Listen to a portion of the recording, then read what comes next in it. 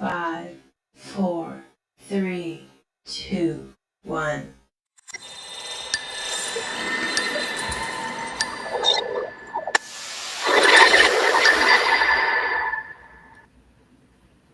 Hello, beautiful people. Happy Friday. We are here for a Friday live, and we are going to be talking my second favorite subject horror movies. And today we will be talking specifically horror movies that I think need modern remakes. Now I know. Remakes are very unpopular. Everybody loves to say how much they hate remakes, how Hollywood is out of ideas and everything's a remake, etc., etc. I completely disagree. I think there are a lot of original ideas of with movies coming out, particularly horror movies. But I also don't hate a remake, right? But I will say I think there's a certain way to go about remakes. Somebody was just telling me they're trying to remake Idle Hands, and I'm just like, no. I personally think to an extent leave the classics alone. And I more so feel like remake the movies that were maybe a good idea, but not necessarily good execution, or movies that were a good idea and was executed well, but maybe it was like a lower budget movie and there's a lot more you can do with it now, etc., etc. Basically, I feel like remake the movies where there is room for improvement, right? So that's more so my feeling about remakes, or even like how they did The Thing 2011, where it's not necessarily a remake, it's more so like a prequel per se, like they more so cover another aspect with the Norwegian group, like something like that. But I also feel like a remake in general can still be original. Like you're taking someone else's idea, but you can still do something else with it. Kind of like the Evil Dead 2013 remake, or the Hills Have Eyes remake from the early 2000s. Like there's still a way to breathe like new life into it and make it fresh and original. But let's see who we have in here with us. Anakin, not Vader, thank you so much for being here in the live. Tony T, thank you so much for being here in the live. Pretty girl Danny, shout out to you. Thank you for being here in the live.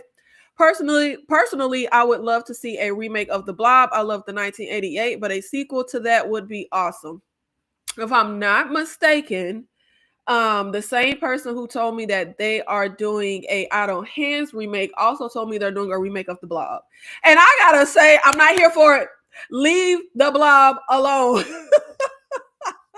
Like I just said, don't F with the classics. What did Sydney tell us? Never fuck with the original. Like, I love the original 50s The Blob, but my favorite is the 80s The Blob remake. I love that movie. That is one of the earliest horror movies I ever saw when I was young, and it holds a lot of nostalgia and just a special place in my heart. Leave The Blob alone. Don't mess with The Blob. Don't mess. I'm now.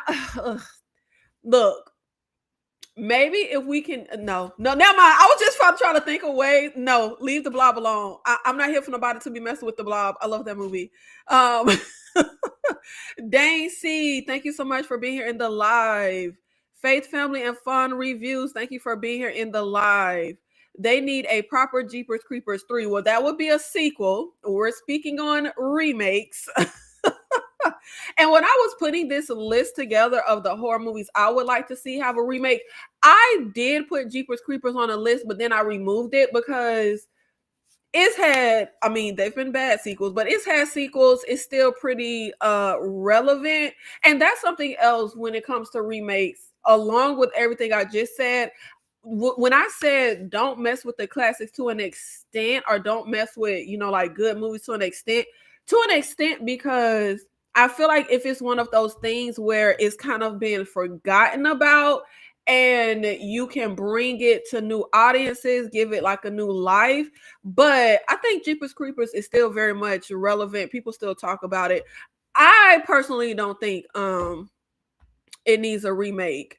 Hey Sherry, thank you so much for being here in the live. Oh, now I like that idea. I love the skulls with Joshua Jackson and what's my baby from Fast and the Furious? My mind is going blank. Y'all, what's the blonde white guy? I can't think, but yes. I actually would be here for the Skulls remake, but can we add some Negroes in this? Can we add some Negroes in the Skull?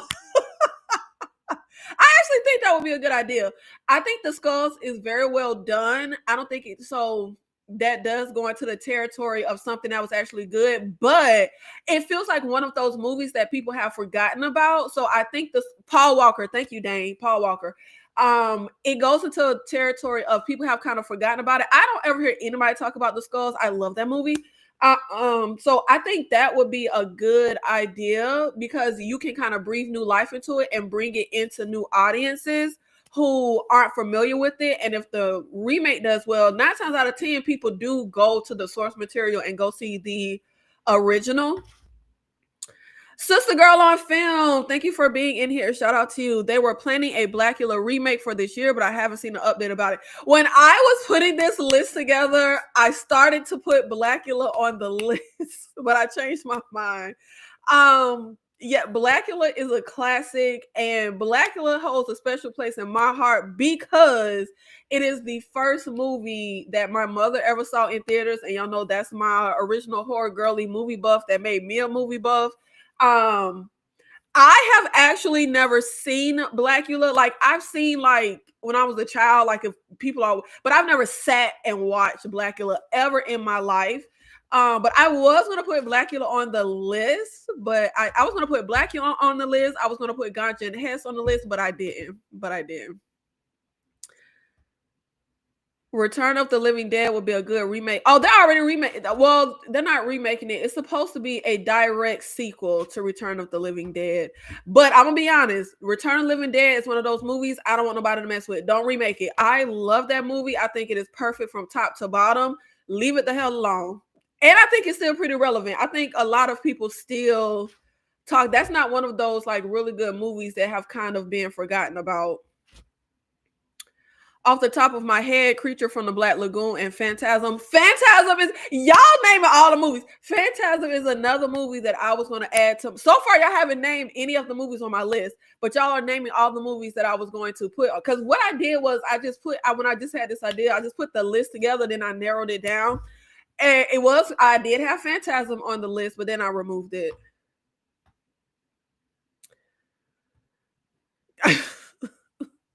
Yes, I've seen Sugar Hill. I love Sugar Hill. That's just not my era. Like, I'm sorry. I know people go up for older films. I'm a modern film girly. So, yeah, I really haven't seen a lot of those older films. And I literally just delved into really getting into like older films. That's the only reason I saw Sugar Hill. I saw Sugar Hill for the first time, I think last year. I asked my mother for a list of like the best like movies of that era, like the black exploitation, but like for me, let it be a little horror in there. So that's how I saw Sugar Hill, but it's just not. And I like Sugar Hill, but that era, it just ain't. It just ain't my. It just ain't my era. We do not need to remake. Wait, hold on now. Okay, leave the TV. Okay, the TV series is out of this. Okay, we're talking movies. We're talking movies because Sarah Michelle Gellar is gold. Do not mess with the TV series. But Buffy the Vampire Slayer movie, I think that could do with the remake. I actually never liked Buffy the Vampire Slayer movie. I didn't like Buffy the Vampire Slayer until they did the TV show, and I was completely obsessed with it. But I never liked never liked that movie.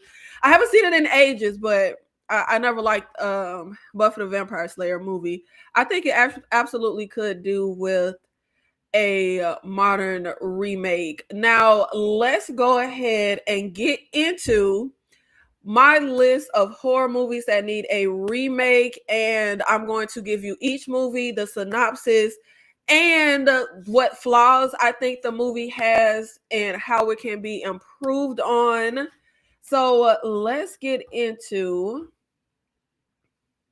my first movie, Disturbing Behavior from 1998. This is actually a movie that I really freaking love. Disturbing behavior is about a new kid. Steve Clark is a newcomer in the town of Cradle Bay, and he quickly realizes that there's something odd about his high school classmates. The clique known as the Blue Ribbons are the eerie embodiment of academic excellence and clean living, but like the rest of the town, they're a little too perfect. When Steve's rebellious friend Gavin mysteriously joins their ranks, Steve searches for the truth with fellow misfit Rachel. I love this movie. I love this since it came out. It feels very influenced by Invasion of the Body Snatchers and like Stepford Wives. And unfortunately, this is an example of the studio interfering with the movie. Basically, the director had one vision, the studio had another vision. This was unfortunately a victim of the Scream era when everything wanted to capitalize off the success of Scream, and the studio went in, edited the movie to hell, did all kind of stuff with it, and the director actually had his own director's cut, but the studio blocked his direct, so it's never seen the light of day, which I think is crazy. Like, okay, you made your film, why do you have to block his? But I actually really love this tagline for the movie. The tagline is, in Cradle Bay, it doesn't matter if you're not perfect, you will be. And I think this could absolutely benefit from a modern remake. For one, great premise, great idea. The movie lacks substance. There's so much we could delve into with a topic like this. I mean, to have parents willingly like lobotomize their kids, and the whole thing of wanting like these perfect teenagers, like there's so much that we could delve into. Very underdeveloped plot points that the movie just doesn't really flesh out, and again, it's the studio chopped it all to hell and did all kind of stuff, child. I also feel like we need better characters and better character development. The only we got James Marsden here, who I always enjoyed. We have Katie Holmes here, that's not an actress I really care about, but she's fine in a movie. Like she really just there looking pretty. She really ain't doing nothing. But the standout character here for me was Nick. How y'all say that man last name? Nick Stahl. Now, he the worst John Connor we'd have never had, but he was my favorite character in the movie. And with James Marsden character, his brother, trigger warning, his brother takes his own life and the family moves to this small town. So James Marsden has a lot that he's going through, but I feel like it's kind of laid out for the audience. Like, okay, he has this traumatic backstory, like his brother did that, and now but we don't really get into real stuff with the character. There's no real arc for the characters. So I just feel like there's so much you could do with this story and so many places we could take this that unfortunately they didn't let the director do. But I think this could absolutely benefit from a modern retelling.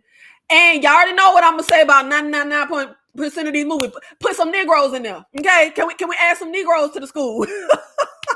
Look, we got niggas in small towns, okay? Like I know y'all in Cradle Bay, y'all in the little small. Can we add some Negroes? Can we add some black folk? Can we add some black folk? Please, please. Trent King, thank you so much for the $5 super chat. Shout out to you. Hopefully, Teaching Mrs. Tingle makes the list. I love teaching. There was this slew of like, y'all know I hate teens in movies. I did a whole KillerCon on why teen slashers have died, so you can check that out for my full thoughts. But Teaching Mrs. Tingle, Jawbreaker, The Faculty, Disturbed Behavior, we had so many great teen slashers, teen horrors, teen thrillers. I even like Domestic Disturbance. As flawed as that movie is, which that's kind of like pre-teen, not really teen.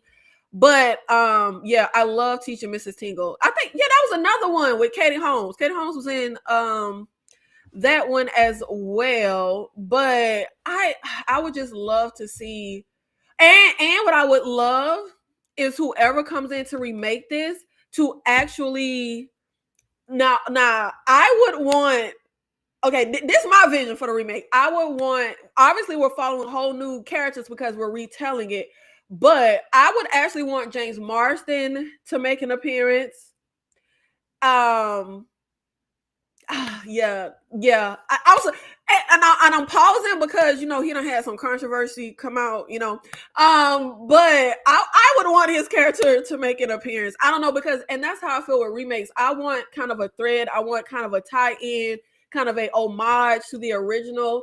And I would also want to bring in the director. Baby, I know the studio blocked it, but show me your original director's cut so I know your vision. And I can take inspiration from that for the remake. Like, I don't know. I feel like it would be I just feel like I just have a feeling his director's cut was probably so much more than what we ended up getting with this movie.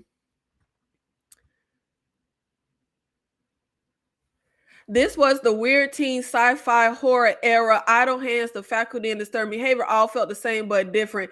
Love that era. Love that era. I'm sorry, but I absolutely love that era. Hey, Books, Girls, and Purrs, thank you so much for being here in the live. Okay, our next or my next film, because it's my list. I don't know why I said our. The next film that I think could use a modern remake is Killjoy from 2000. Now, I'm gonna be honest, this is one of those movies that I saw that I thought I imagined or something. I saw it so long ago, and I remember like I was always what was that terrible that horror movie with them black people, and it was really bad. I was always trying to. They was in the hood. I was all and for a while I was like, did I dream that movie? Did it really happen? Unfortunately, it really happened. Killjoy is just bad all around. I'm so sorry. It is low budget in the worst way. I don't consider low budget a negative, but in this situation, I'm using it as a derogative. It looks so cheaply made. It's just bad filmmaking all around, bad acting, bad writing, unintentional comedy, very, very just stereotype heavy. But a Killjoy, deep in an inner city hell, a ghastly figure is killing off the bad guys, a vigilante or a demon for the beautiful high school student Jada. That's the question that will bring her face to face with the killer clown Killjoy.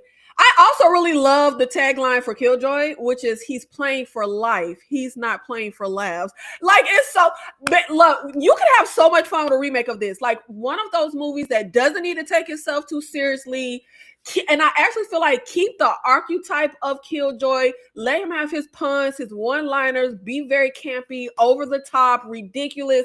Like, it can really work. If I remember correctly, Killjoy had a backstory where he tried to like holler at some pretty girl and he didn't know her boyfriend was a gangbanger and he got killed. So somehow when he dies, he becomes like this killer demon clown and he murders inner city kids.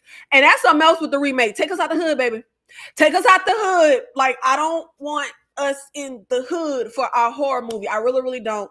And I also feel like this would be a great movie to remake because we have a lot of clowns in horror, but in modern horror we really don't have no clowns outside of our It remakes. Like, we don't have any mainstream like staple clown killers in main. I think the last outside of It, the last like horror with the clown that I can recall is the movie Clown from like, I don't know, late 2010s era. I don't know, somewhere in there, but that's the last one that really comes to mind. But this for me is a prime example of the prototype of a movie you need to remake. The movie that was terrible, but that's a good idea. Because this movie bad. I'm so sorry.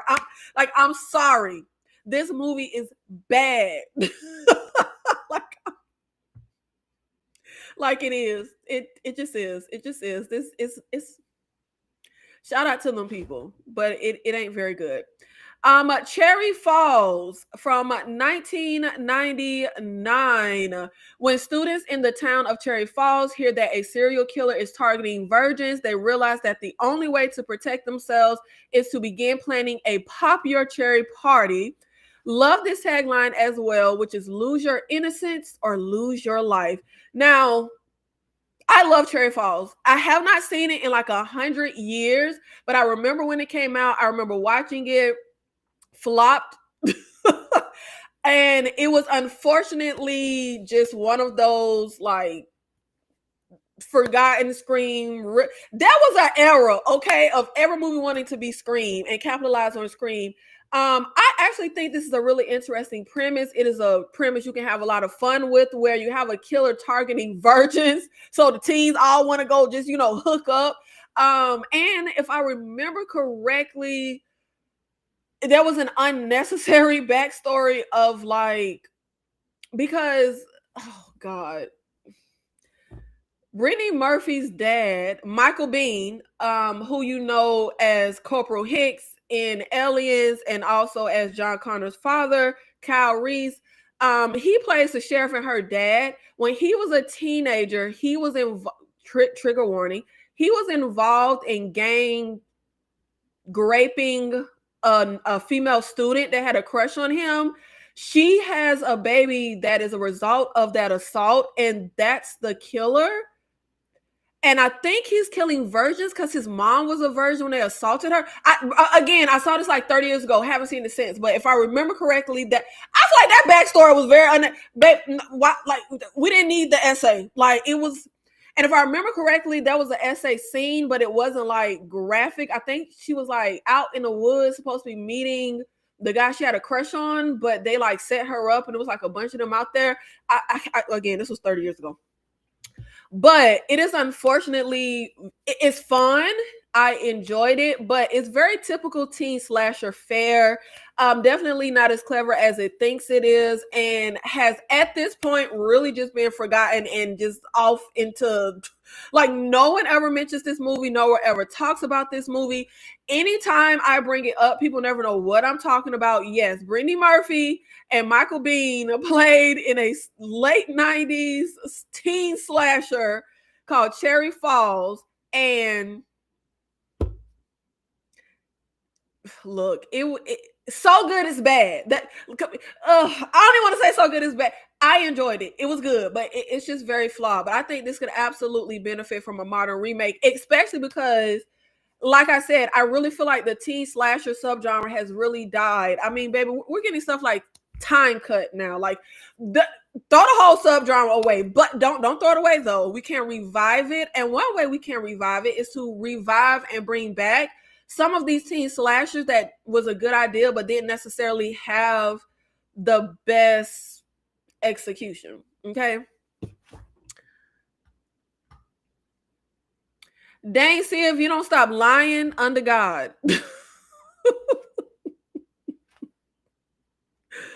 I feel like some of these taglines are gold, and like you could have really used that for inspiration and going into a remake. And then that's the thing, like I'm just like, some of these movies like a Killjoy and like a Cherry Falls, I think could benefit from not taking itself too seriously.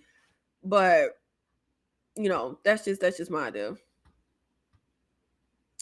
And our next movie, Species from 1995. I love this movie. Okay. I don't care what nobody says. Species is a sci-fi horror classic. Argue with your mama. I did a full review on Species that is behind the paywall for members.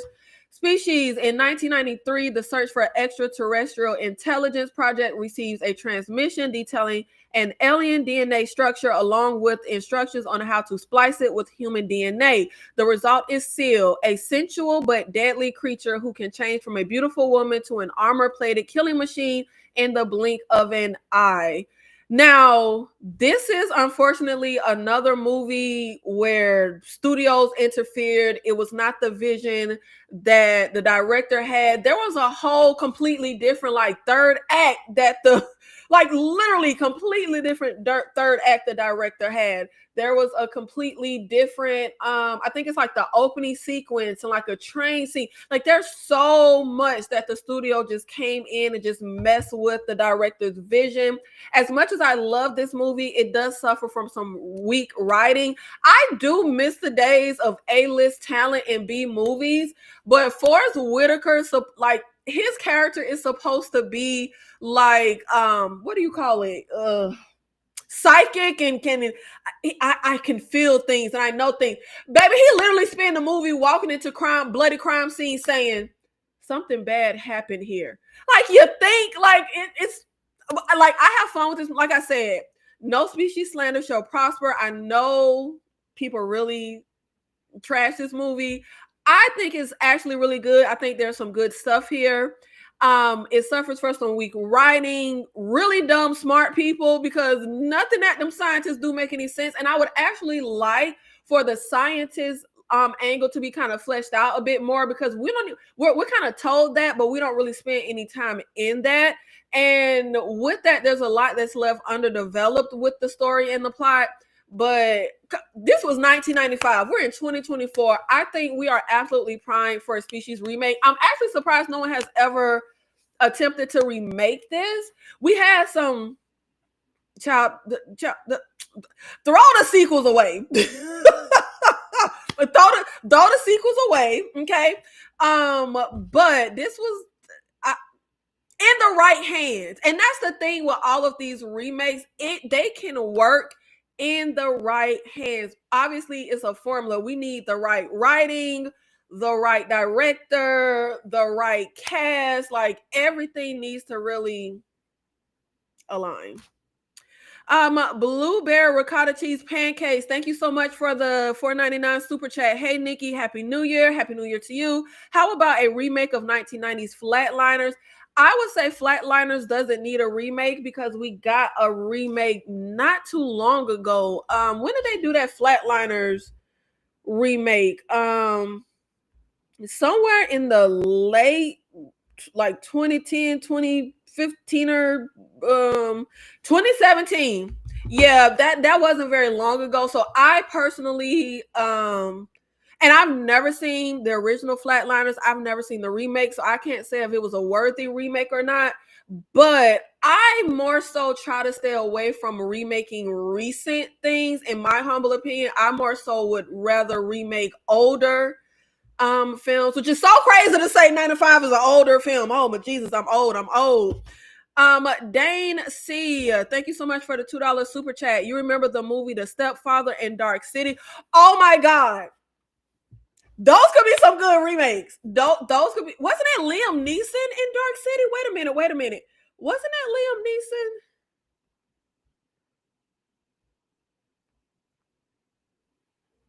Oh damn, I'm thinking of the wrong thing. This is the one with Kiefer Sutherland. A man struggles with memories of his past, which includes a wife he cannot remember and nightmares world knowing. Okay, this isn't what I was thinking of with Liam Neeson. But yeah, oh my God, yeah, this could be a good Dark City would be a good remake. But you have to really put Dark City in good hands because I feel like that's one of those like classic movies that people wouldn't want you to touch.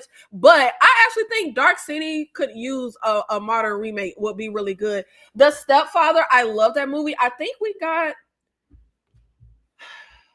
was that the early 2000s? Yeah, with Penn Badgley. Okay, so we had the original in 87. We had the early 2000s remake. This is 25. I think the Stepfather could do it a modern remake. Yeah. Because I would consider the early 2000s to be older films. I absolutely feel like it could do it a modern remake. And you know what I'm gonna say? You make the Stepfather black, okay? Make him black, make it a black family. I know it. You know the folks gonna get mad. They didn't want Ariel black. They don't want to make the Stepfather black. Make it a black family. Follow a black team.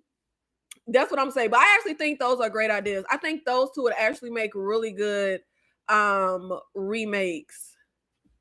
Trent King, thank you so much for the $5 super chat. How do you feel about them blackwashing a Harry Potter remake for HBO? Blackwashing is not a thing. That does not exist. Sorry, that's my opinion. I don't know anything about Harry Potter. I read the books when I was younger. I have literally never seen the movies. Let me see. Are they like making Harry Potter black or something? Like I'm not hip to. Hold on, because I've literally it's just not my. I love the books when I read them, but I've never seen the movies. I don't really I don't really pay attention to them. Let me see. How do I want to do this? There we go. We'll do it like that. Harry Potter HBO series. Are they making Harry Potter black?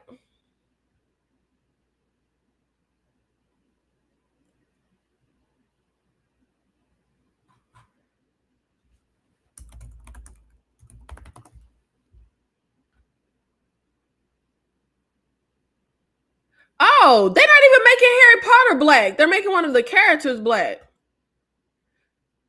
Okay, if I'm not mistaken, wasn't this He Who Shall Not Be Named, or am I mixing that? I have not read these books in 100 years.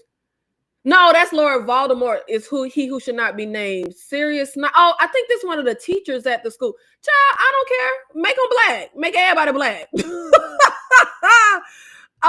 Yeah. If this is what you were talking about, yeah, make them black. I don't. That doesn't bother me. Make them black. Oh shoot. What are? Oh, I done messed up my Vesma video. Oh Lord. Where is Fooling with Trent?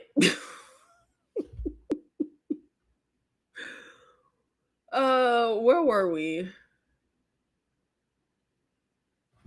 But if the controversy is making Sirius Snipe black, I don't care. Make him black. Like that doesn't bother me. I think that's just fine.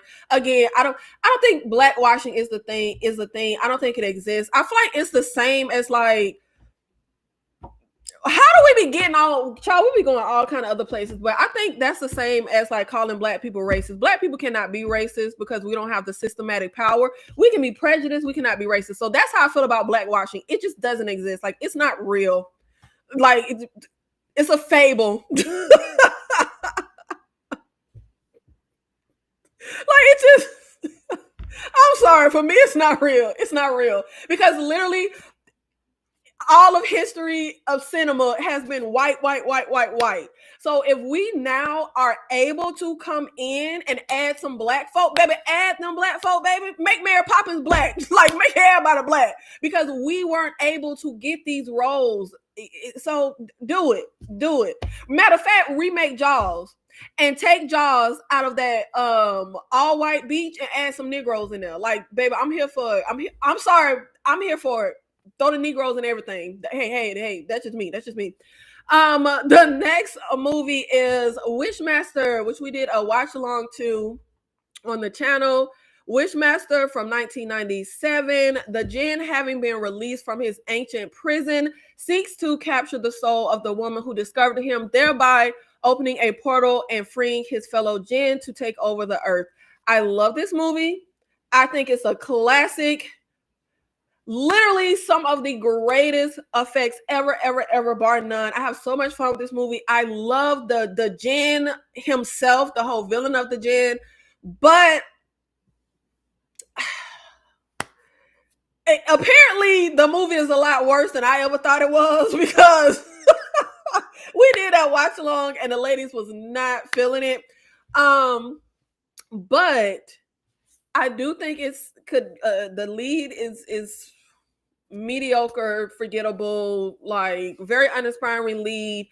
And again, kind of like with disturbing behavior, there's no real character development. We're again just told about this traumatic backstory, but and overall it is pretty contrived. And I would like, which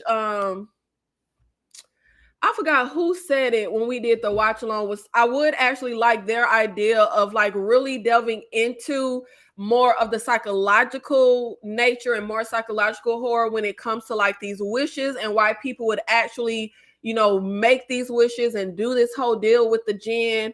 More, and I will say, yeah, in the movie, he kind of just run across people and they just motherfucking make wishes. And it's just like, babe, what is you wishing? Like, you don't even know this nigga. Like, it don't make no sense, okay? Especially like Tony Todd in the movie where he's like a bouncer. Ain't no bouncer finna sit here and make no motherfucking wish. They finna just bounce your ass up out of here. So yeah, I agree with that. And I think it could benefit from really delving more into that. But I think this is prime for a modern remake, but I need it in the hand. But it has to be practical effects. All the like, look. I think this could. I think this could really work. I'm not a huge fan of Wishmaster, so I will be here for a remake. You know what? Be horrified. Apparently, you and everybody and their mama. Because I thought the world loved Wishmaster. I have loved this movie since it came out, since I was a kid. But apparently, everybody hates it. Yeah, apparently everybody hates it. But I would also say a remake of Wishmaster, I would want it to go such a completely different direction where Wishmaster is very like campy, fun, over the top. I would actually prefer the remake to be more of a serious, dark tone, like really go some dark depths. Okay, like because I just feel like we need to do something completely different, like a drastic, complete turn is what I think would serve this type of plot a lot better. It does work with the camping. I love that original. Okay, don't let nobody like. I love it. I think it's a classic. Okay, it's a classic in my house. Um, Next, we have Urban Legend. And this is actually streaming on Tubi. If you haven't, I would highly recommend it. Um, Urban Legend, a college campus is played by a vicious serial killer murdering students in ways that correspond to various urban legends. I really enjoy this movie. I have a lot of fun with this movie. Another one of those 90s teen slasher baby of Scream type of movies, but again, very dull, forgettable lead actress. Sorry to that lady. And I feel like this could benefit from smarter, more well-rounded characters. We have a stacked cast. We have Josh Hartnett, we have Jared Leto, but the typical teen slasher character fare. But I think this could actually benefit from going in like a smarter direction. And I feel like the whole plot of being murdered by urban legends is actually still very relevant.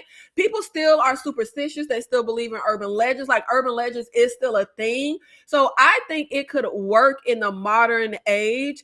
And I would also like to see a remake delve more into actual morality issues where the whole backstory with the killer in Urban Legend is the fact that the girl and her friends who she's targeting, the girl was actually involved in an urban legend where when you turn off your headlights and you flash the person, so you like, what was it? They flash you to turn on your headlights, so you like chase them down or something, and it's something like that. I can barely remember, but a game ends up killing her boyfriend, and that's why she's out to get this revenge. But again, just like how we get the traumatic backstory, we don't really delve into it for real. But we have a lead who actually did something really terrible and took someone's life, but we never really go deep into that. We don't really go into anything deep with that character. Just there to look pretty, child. She just there to be a pretty little white girl like that. That's really a child. But I really think this could benefit from a modern remake. I would love to see this remade, and this is one of those movies that I actually really love and enjoy. But for me, it's not one of those don't touch it type of movies. Dane C, thank you so much for the $2 super chat. You remember the movie Bats? Used to love that movie. The Relic and Mimic. Yes. Mimic is, I've talked about Mimic a lot on this channel. I'm a huge creature feature girly. Mimic is a classic. Don't touch Mimic. Don't remake it. Leave it alone. When I was putting this list together, I thought about Mimic, but I said, nah, leave that alone. Leave that alone. Okay, Charles S. Dunton, like leave my folks alone. I love Mimic. That movie is perfect from top to bottom. Leave it alone. The Relic sucked. I really didn't like that movie. I'm trying to think. That's when that was in that museum, right? Hold on, let me make sure I'm thinking of the right movie. Yeah, this the movie. Yeah, this movie sucked. I mean, with the right filmmakers, I personally think any idea can be made into something really good. Um For anyone who isn't familiar, a homicide detective and an anthropologist try to destroy a South American lizard-like god who's on a people-eating rampage in a Chicago museum. I mean, it's from the late 90s, so we enough time has passed. It's an old movie. We don't get enough. You know what? We don't get enough creature features, so I would say, yeah. We could remake this. We could remake this. I just really didn't like this movie. I haven't seen it in ages though, but I really didn't like that movie. And Bats, I love Bats. Um, you know what? I don't think we should remake Bats. And it's the same reason why I thought about putting Lake Placid on this list, but changed my mind. Leave the animals alone. Look, I don't need nothing. No movies coming out telling y'all humans to kill any more animals. So we're gonna leave the movie Bats alone. We're gonna leave Lake Placid alone. But you know what? Bats could be a fun remake, and I would want Lou Diamond Phillips to make an appearance. I just saw Lou Diamond Phillips in that damn werewolves movie. Somebody please get that man some real work. Like, please, Lou Diamond Phillips, I love him, great actor. Please give him some real work, because that werewolves movie, that felt like a I need a check kind of role, and he deserves better than that. He really deserves better than that. So yeah, I would be here for the Relic and the Bats remake, but leave Mimic alone. Don't bother. Don't bother. Don't bother it. I love Remake. Like, I'm obsessed since forever. Don't Go Into the House from 1979. As a child, Donald was tormented by his mother, who used fire as a punishment. Now a deranged adult, Donald stalks women at clubs and takes them home, where he kills them with a flamethrower. This is one of those movies that I got into as my first time watch. I think it was this year, trying to get into like the 70s and stuff like that. I actually had a lot of fun with this movie. Very, very flawed movie. And it is called a Psycho ripoff. I really think that's unjust, because this does not give me Psycho, which is another movie I saw for the first time this year.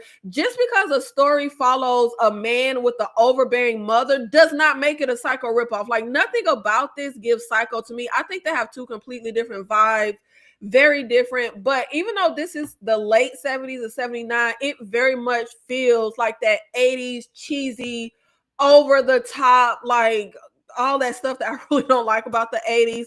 The acting is terrible. The acting is, but it's that 80s cheese, over the top acting. Especially, I think it was like the mom, not really like the main guy. I think it was like the voice of the mom or something that was like really irking me. I can barely remember. And I would actually like for them to explore that mother-son dynamic and relationship a lot more in depth, as opposed to just overbearing mom made this guy psycho. Like, I don't know. I would like to really get more into that. And as ridiculous as I think his weapon being a flamethrower is, I don't think it, like, we need to find a way to make it feel a lot more serious. I'm sorry, it did not feel serious. It felt so ridiculous, because literally, you know how in Scream they stalking people, right? You could have a little butcher knife hidden somewhere, put on your little cloak, and the way dude to have on full on like flamethrower gear, and I was just like, man, where the hell did this come from? Like, it felt so ridiculous, and like every time he would kill somebody, it felt like that flamethrower came out of nowhere. I need us to make it a little more serious, but I do want the weapon to stay the same, because we don't really have a lot of horror villains that kill by fire. I actually think that's a really great idea. And burning to death is a lot of people's like worst fear, because that's supposed to be like one of the like most painful ways to die. So I think we need to keep that. We just got to find a way to make that shit not so silly. Like, let's make it. Let's find a way. Okay, let's make it not so silly. But I actually enjoy it. And look, I like this more than Psycho. I had a lot of fun with this, but I think Psycho was just because of its time why I wasn't as into it.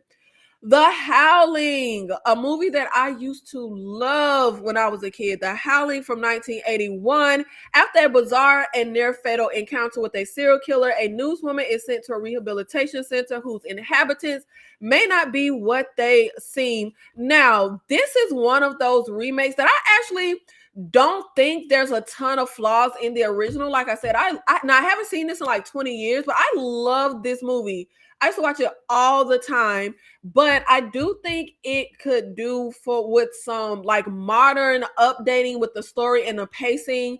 Because if I remember correctly, it starts off where she's the newswoman, she's like assaulted by that guy or something like that, which is why she goes off to this like cabin retreat. But it's kind of slowly paced. It takes a lot to kind of get going, which I did enjoy that, but I do think a modern werewolf tale of the Howling could use just some updating and all of those things. But again, I don't think this is a movie that's necessarily flawed like the previous ones on this list. I just think it's one that could benefit from modern updating. And we don't get enough werewolf movies. We don't get enough good werewolf movies because, child, that werewolf from last year, child. But I feel like the werewolf and the vampire subgenres, it's like a dying art. Like we're not getting a lot of those. So I think there's absolutely a place for the Howling. And look, the original is great, but a lot of people don't talk about it. Again, it's one of those movies that was great, but that have kind of fallen, into Forgottenville, into Forgotten Land. So let's see. I would be here for a Night of the Demons remake. I hate Night of the Demons. I hate that movie. So hey, maybe a remake could pull me in. I absolutely hate Night of the Demons. And I know that's an unpopular opinion, but I would be here for a remake.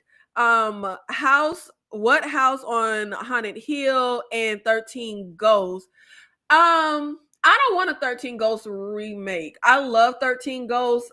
I would actually love some kind of maybe 13 Ghosts prequel, because I would love to explore the actual 13 Ghosts, but I wouldn't necessarily be on board for like an actual remake.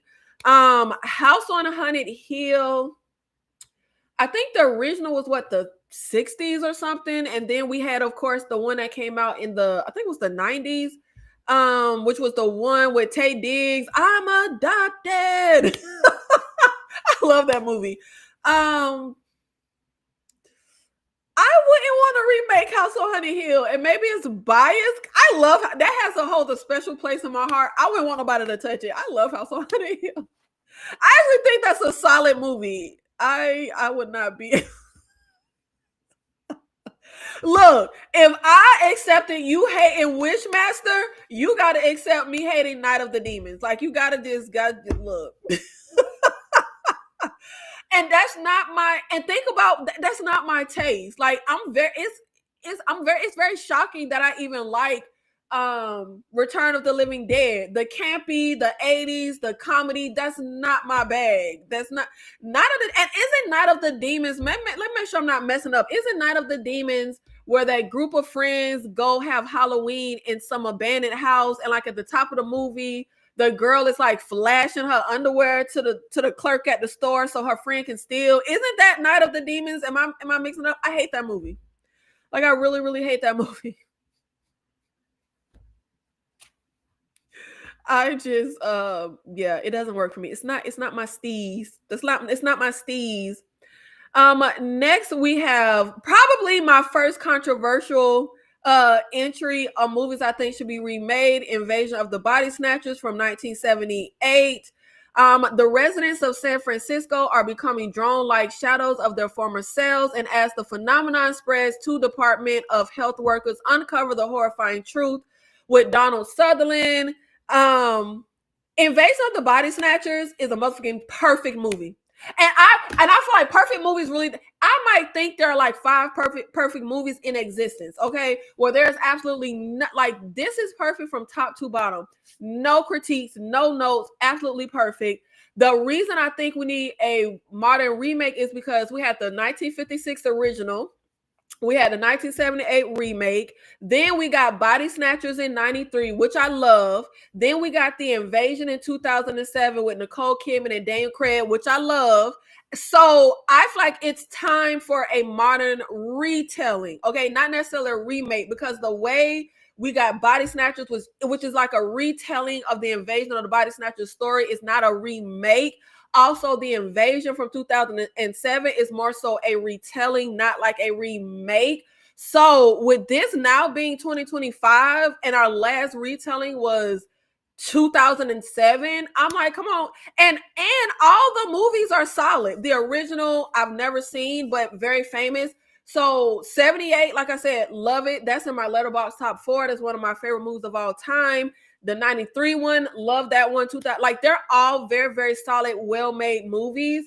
So I think we're primed for our modern retelling of some version of Invasion of the Body Snatchers. I don't know what we're doing. Like we need to.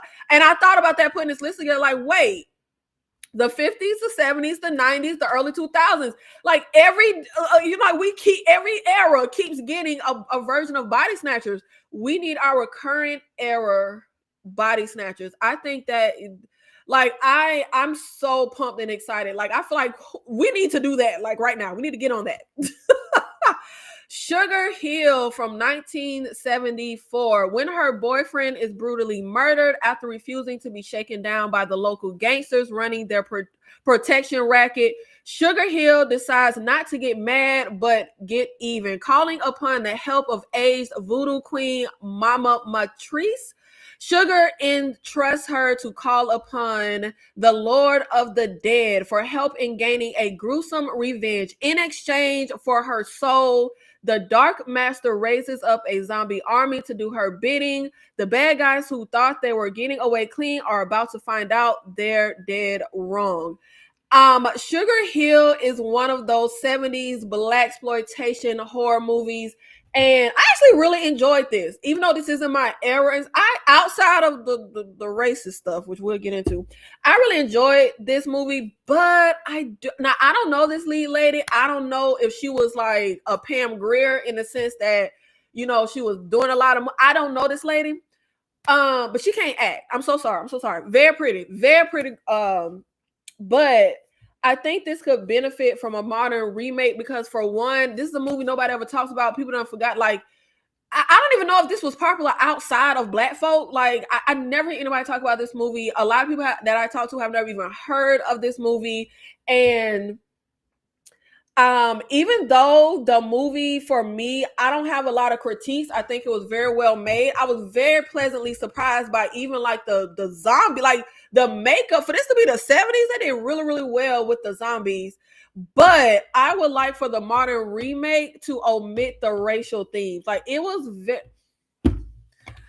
oh my God, yeah, and I get it. It was the 70s, so it was very of its time.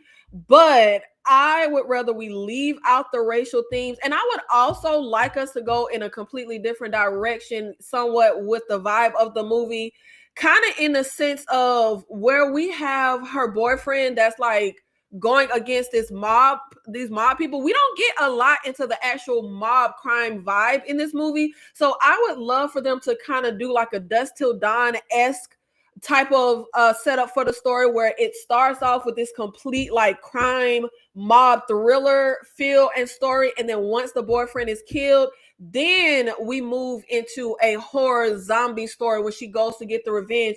And I would like for us to really focus more on the fact that Sugar sold her soul. Like, she sold her soul to the devil to get this revenge. That should give us a really gruesome, dark ending that we don't really go there with the original. So I think this is absolutely prime for a remake, especially because I feel like it could be introduced to new audiences. Hey, Paulie, thank you so much for the $1.99 super chat. Don't drop the taco. I can't, Paulie. I can't. Thank you so much, Paulie, for the super chat. Vampire in Brooklyn could use a remake. Yes.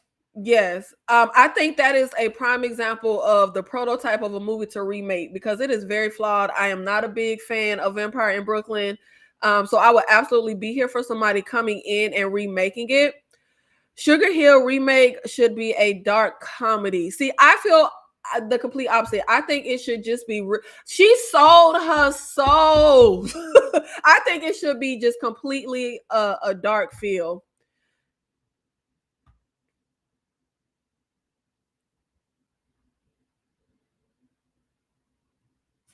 The Loved Ones from 2009. I go up for this movie. If you've ever seen an episode of Killer Khan, I have. I mean, I've talked about this movie ad nauseum on this channel. When Brent turns down his classmate Lola's invitation to the prom, she concocts a wildly violent plan for revenge. Love this movie down. Literally, the only critique I have is the weak subplot when we focus on the best friend who's at prom with that girl, and then they start hunching in the car. Baby, why are we following them? Like, what are we doing? Like, it really was messing up the flow that we would jump to. I hated that so much. It was such a useless subplot, especially because at the end we don't even like all collide together. Like, why were we following them people? But outside of that, I feel like this is such a good movie from top to bottom. No critiques, like I said. Outside of that, for me, I would not necessarily go the full remake route with the Loved Ones. I would more so want a retelling. I think this could benefit from the modern retelling, reimagining of this story. Like, keep the actual synopsis and plot, but just do a whole different approach with it. And I want Lola and her dad to be black. I'm sorry, we really don't ever get to see black girls in film like Lola, like where they're unhinged, they're psychotic, they're violent, baddie. I would absolutely love a reimagining of the Loved Ones in a modern setting and with the black dad and daughter. Like, I would absolutely be here for that. I think it's a great idea. Yeah, that would work for me. Pitch Black from 2000. When their ship crash lands on a remote planet, the maroon passengers soon learn that escaped convict Riddick isn't the only thing they have to fear. Deadly creatures lurk in the shadows, waiting to attack in the dark, and the planet is rapidly plunging into the utter blackness of a total eclipse. With the body count rising, the doomed survivors are forced to turn to Riddick with his eerie eyes to guide them through the darkness to safety. With time running out, there's only one rule: stay in the light. I can't remember. I think maybe it was either Boiler Room or it was Pitch Black that introduced me to Vin Diesel. I cannot remember, but I love Pitch Black. I think this movie is am I the only person? I think this is a classic. Is this one of the movies that everybody hates that I don't know everybody hates? I really don't think there's any critiques. I just think this could benefit from a modern retelling. I mean, the movie is almost 30 years old. I think it's prime for a remake. And we're lacking in creature features, and I love a good creature feature. We really do not get. I don't know why like creature features are like such a lost subgenre, but I think this is a great idea. Again, this is one of those remakes where it's now there's room for improvement. There's absolutely room for improvement, but this isn't necessarily one of those remakes where it's like, oh, they just had terrible execution and everything. Or at least I don't think so, because y'all know y'all be shocking me when y'all be hating stuff that I didn't know everybody hated. Did everybody hate Pitch Black? I remember seeing Pitch Black when I was a kid. I love this movie, but I think, look, we almost 30 years out. I think it could use a modern retelling. Do not touch Pitch Black. I feel you, Paulie. Like, I get it because I love this movie. And I think the most recent spinoff wasn't. Well, no, wait. That recent spinoff might have been a while ago. Wasn't it like 2013 when we got that Riddick movie where it was kind of like I Am Legend at the beginning with him and that little alien planet dog? When was Riddick? I was right. 2013. Okay, yeah. That was some that was over 10 years ago. Yep, we are primed for a Riddick remake. I'm finna say this ad nauseum. Cast a black lead. I know Vin Diesel is maybe black adjacent, but he ain't black though. Cast a black lead. Okay, look, we need more than just the holy man to be black in this movie. Okay, that was the only black character we had was the holy man. But and would I oh no, he can't. I was about to say I would like for Vin Diesel to make an appearance, but he can't make an appearance if we're remaking it because he can't be Riddick because we'll have someone else being Riddick. No, Keith David can. That's who can make an appearance. Keith David, because I feel like when you remake a movie like this where it was done well the first time, we gotta pay homage and respect to the original. So Vin Diesel can't make an appearance because that wouldn't make no sense. Because somebody else would be Riddick. So Keith David, who was the holy man in Pitch Black, we would okay, he can make an appearance. We got in some kind of way. Oh, that might not. We might not better have nobody make an appearance because I don't feel like that would make sense for him to crash land on the planet again. Yeah, it wouldn't make sense. It wouldn't make sense. But you know what? Maybe Keith David can make an appearance as a new character. Maybe something like that would work. But I think Pitch Black would work for modern audiences. Like I really think a modern remake of Pitch Black will work, and I think we're a good years out from when Pitch Black came out. I mean, I think so, Anakin. I think so. Vin Diesel is half. I can't. Vin Diesel is half car, not half black. I can't. I can't. I can't. I can't. I love it now. I don't not as much now because I feel like he really don't be doing nothing. But I used to love Vin Diesel. I feel like Vin Diesel used to come out with like bangers. Like his movie. Let me look this up. He used to come out with some really good. Like he had back to back bangers. Let me see, because I feel like he ain't really did done in recent, maybe like the last 10 years that I really care about. Oh shoot, he wasn't the voice in Iron Giant. Oh Lord, I forgot all about that movie. Okay, Boiler Room came before Pitch Black. Okay, he had hits. He had Boiler Room, Pitch Black, Fast and the Furious, Knock Around Guys, Triple X. Like he had back to back bangers. I used to be crazy about Vin Diesel. Like his movies used to be back to back bangers, back to back bangers. Nikki looks like one of my cousins. Your burrito, Polly. I can't. Polly. No, I'm sorry. I'm not burrito adjacent. I'm just black. That's it. I ain't mixed with nothing. I'm just black. I can't with the burrito adjacent. I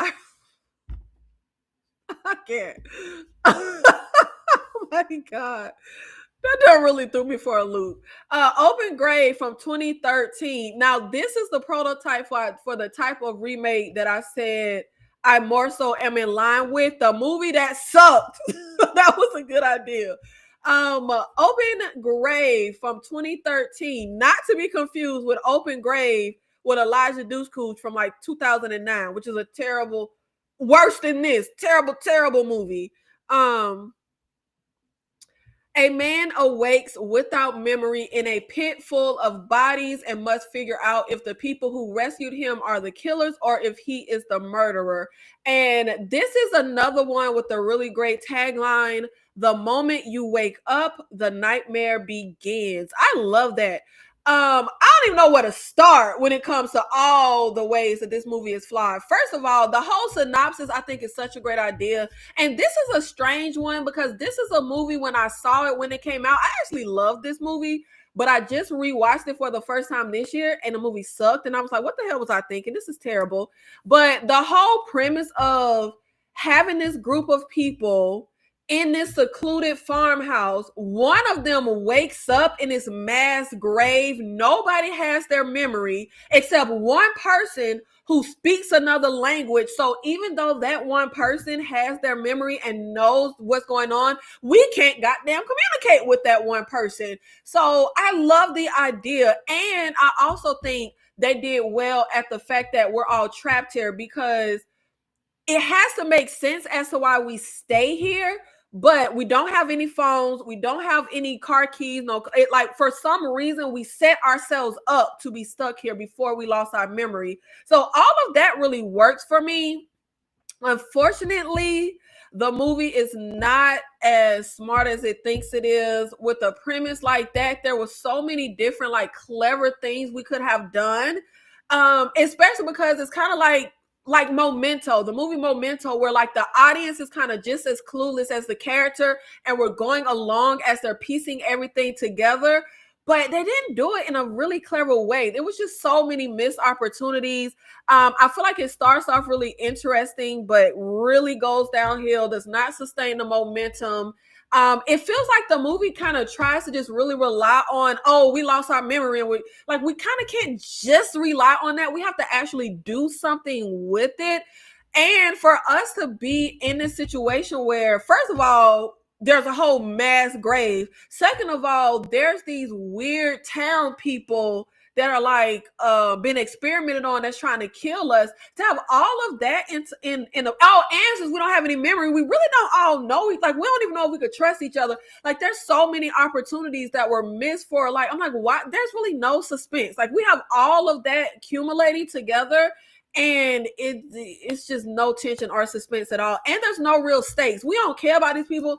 We don't really get to know these people as we go through to have any real, like, you don't really care who lives or dies. And I feel like with a synopsis like this and a story like this, we need to feel like we need to care what's going to happen to these people. Well, thank you so much for being in here, Paulie. Gotta go. So happy you are kicking butt on your channel. Thank you so much, Paulie. Shout out to you. But I feel like Open Graves is just perfect, and prime for somebody to give a modern remake, because it was terrible. But it's a great idea. I just like so much they could have done with that. Now we have The Prowler from 1981, 30 years after a murder on the night of Avalon Bay's graduation dance, the Sleepy Town's teens meet grisly ends at the hands of a prowler once thought to be a jilted soldier home from war. Now, as much as I really don't go up for the 80s, this is a gem. I actually really enjoy this movie, and I actually feel like this is one of the most, like, my favorite and damn near most perfect, like, slasher villains. His whole look is so good and one of my favorites. And I actually look, I want a modern remake. I think it would work, but I need somebody to come in and really do something with the backstory more than just.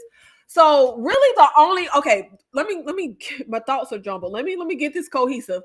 My only real critique is the weak final girl. That lead, again, just mediocre, just pretty white girl. Yeah. But that's really my only like real critique. I think the movie is really solid from top to bottom, but I think it could benefit from a modern retelling. And the whole backstory with the villain here is he went away to war, and his girlfriend ain't want to wait for him to come back. She fell in love with somebody else, so now he on a killing spree. Like, he got jilted one time, and now he just killing people. But I want us to kind of do more with that, because I kind of just laugh at it, because I'm just like, okay, bro. But I would actually like for us to kind of do more with it. And I would actually like for us to not set up who the killer reveals so obvious, because spoiler alert, I mean, the movie's like 100 years old, but I didn't just see it for the first time this year, so maybe some other people haven't. So spoiler alert, but we have the sheriff who conveniently goes off on a fishing trip, and we conveniently cannot get in touch with him, and it's revealed that he's the killer. I would actually like for us to do something better with the killer reveal. Like, I would maybe have the sheriff be like a red herring, but don't make him the villain. Please don't. But again, I feel like the teen slasher is a dying art. So the teen slasher is a dying art. Great premise, great villain, great. Like, the movie was done well the first time, but we're so far out from the original that I feel like most audiences are not familiar with the Prowler. And I think this would absolutely make for a great modern updating. This is one of those movies where, And it's a few after this where I feel like it's not necessarily a bunch of critiques to the movie. I just think it could benefit from a new modern retelling that I personally think would work. And I feel like I just thought about this today. If I had time, I thought of who I feel like should remake these movies, but I haven't had enough time to think.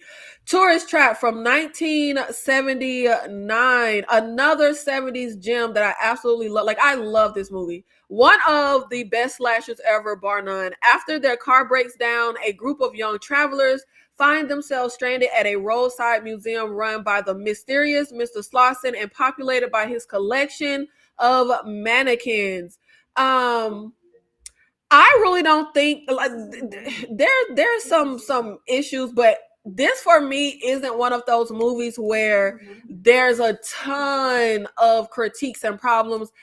Weak twist, forgettable throwaway like teen characters, but outside of that, I don't have like huge issues with this movie. Like I said, this is literally, if I had to name like my 50 best slashers of all time, Tourist Trap would be at least top 20, top 15. This is a really, really great movie. I'm so happy I discovered this movie. But again, like the previous one, there's not a lot of issues with the original. I just think it could benefit from a modern retelling of the story. And again, not necessarily a remake. And I absolutely do not like a beat for beat remake. I think this would more so benefit from a modern retelling. I think it's actually a really, really unique slasher where you have a slasher villain that has telekinesis. Like, when have we seen that? Like, I love that idea. I love how they did it in the movie. I feel like it worked so well. And this has one of my favorite types of endings where we don't get a happy ending. And I think we don't get enough of that. Like, American audiences always want a damn happy ending. Pandora from 2009.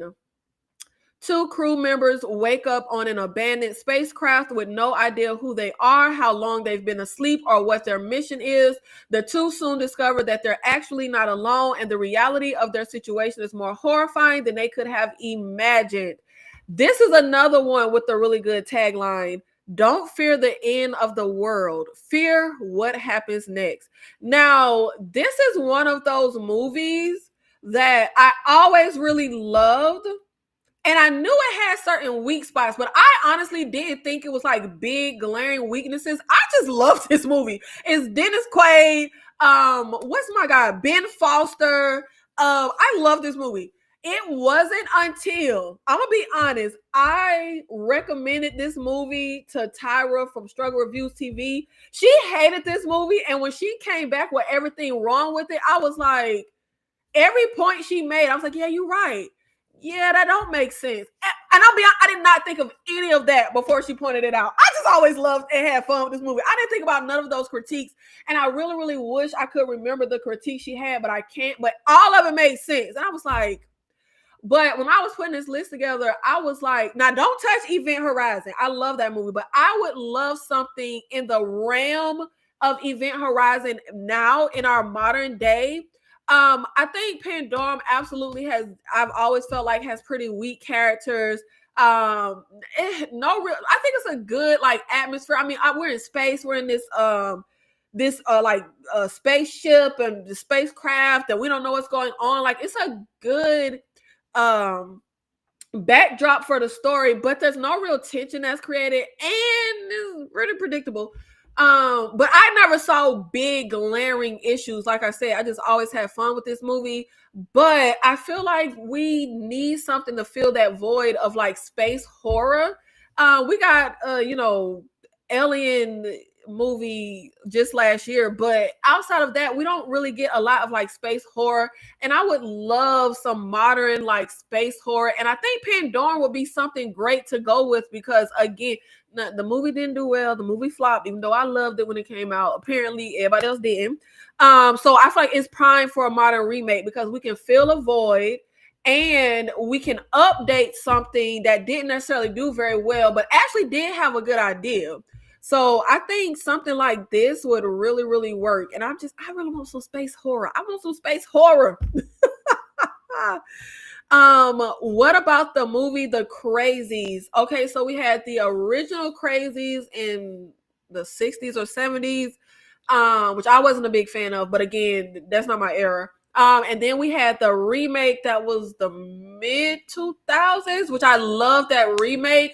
I personally would not be on board with the remake of The Crazies. I think it was, I'm so sorry, a mediocre movie that has already been remade into a great movie. So I don't think there's anything else to do with it. I think we've already approached a flawed movie, in my humble opinion, and updated it and made it better. So I actually wouldn't. I actually don't think we need a remake of The Crazies. I was about to say My Bloody Valentine, but I remembered the early 2000s remake. Yeah, we got an early 2000s remake, but early 2000s was like damn near 30, almost 30 years ago. So I think stuff in the early 2000s can absolutely be remade. I have early 2000s movies on my list. However, we're lacking Valentine horror, but I wouldn't go with My Bloody Valentine. I'm actually not a big fan of My Bloody Valentine. I like the original and I like the remake, but they're not movies I really care about. They're not movies I really care to ever revisit. I would go with something completely different if we're trying to. Now, I think we should do something Valentine horror, but I don't think it should be My Bloody Valentine. I just really don't. I'm not very inspired by that story. No, Touristas is not a remake of Tourist Trap. It's something completely different. Touristas is, wasn't it like harvesting organs or something like that, which is a completely like like no. Tourist Trap is a slasher where a group of kids, I think they car break down or something, and there's this telekinetic mass serial killer killing them off one by one. Yeah, it's not a remake. Dane C, shout out to you. Thank you so much for the $5 super chat. A good show topic could be what non-horror movie can be made into a good horror movie. For example, when they turn Fantasy Island into a horror film. You know what, Dane? You always jumping ahead of me and you always in my brain and in my head. The very end of this video is going to be non-horror movies that I think need a modern horror retelling.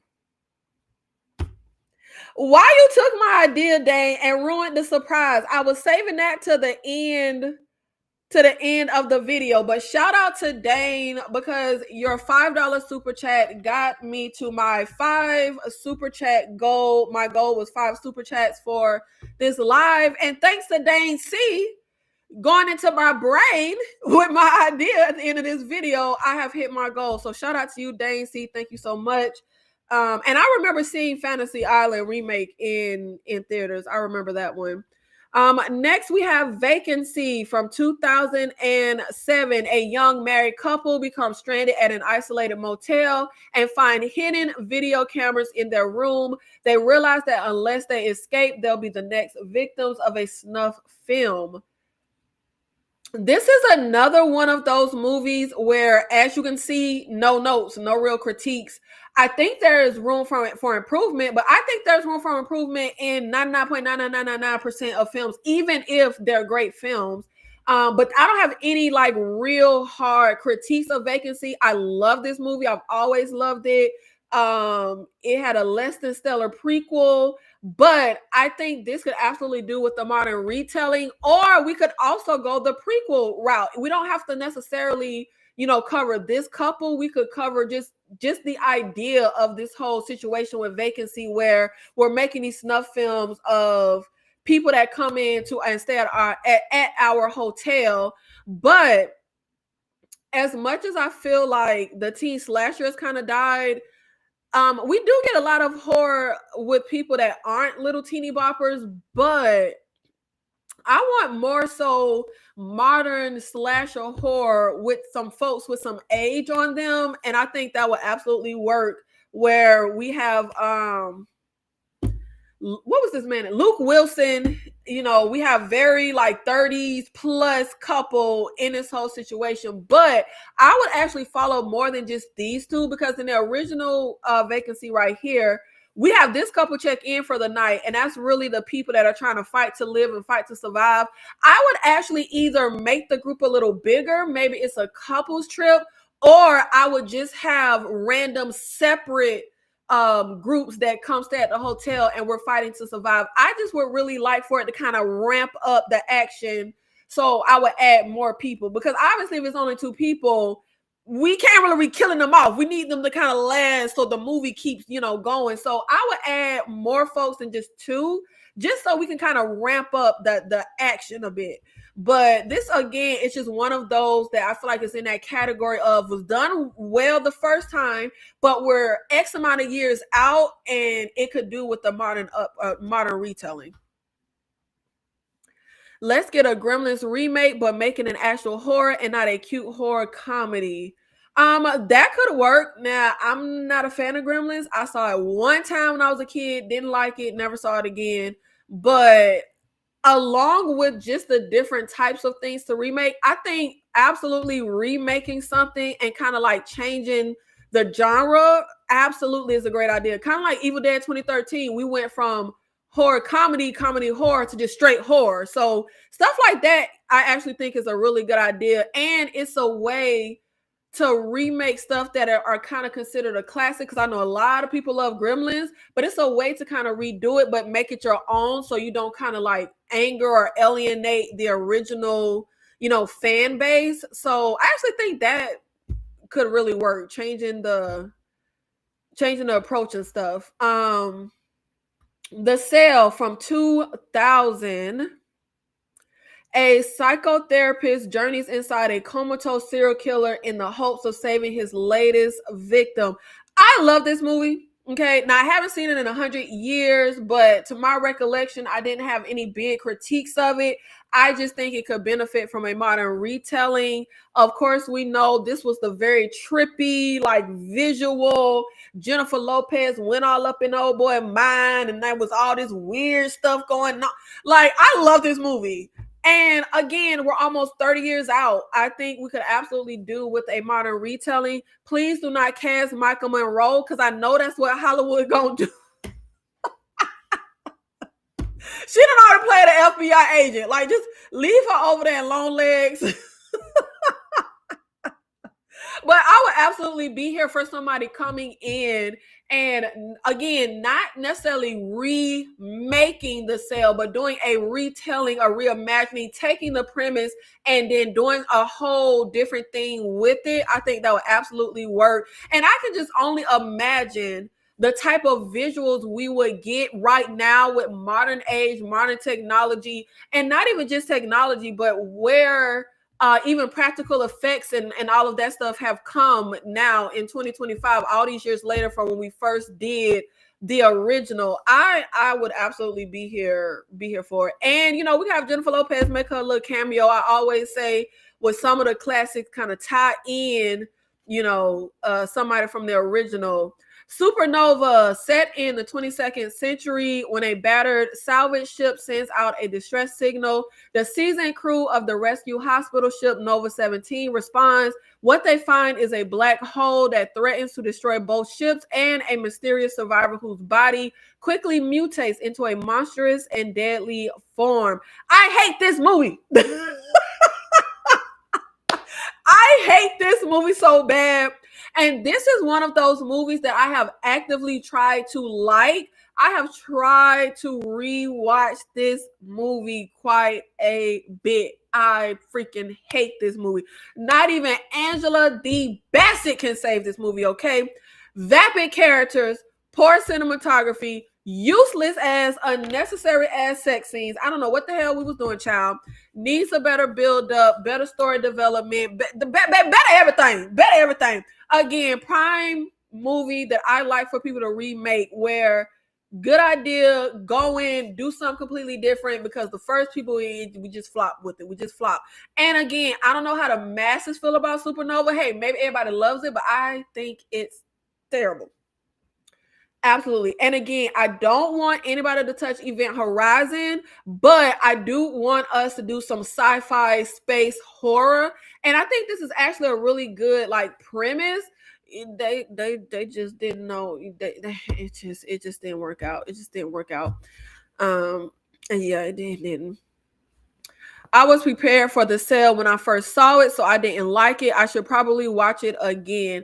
Is this one of those like you saw it and I don't know how people would feel watching it now? Like, did you not watch it back then, or did you see it for the first time now? Because I first saw the sale way back when I was like, what was I, preteen? Way back when it came out, I didn't know anything about it. I loved it. Now I haven't seen it in like 20 some odd years. Um, so I don't know how people would feel like watching it for the first time now. I can't really, because I haven't seen it in ages, so I can't really speak on it. I disagree. I think the cell should get a sequel with Jennifer Lopez coming back.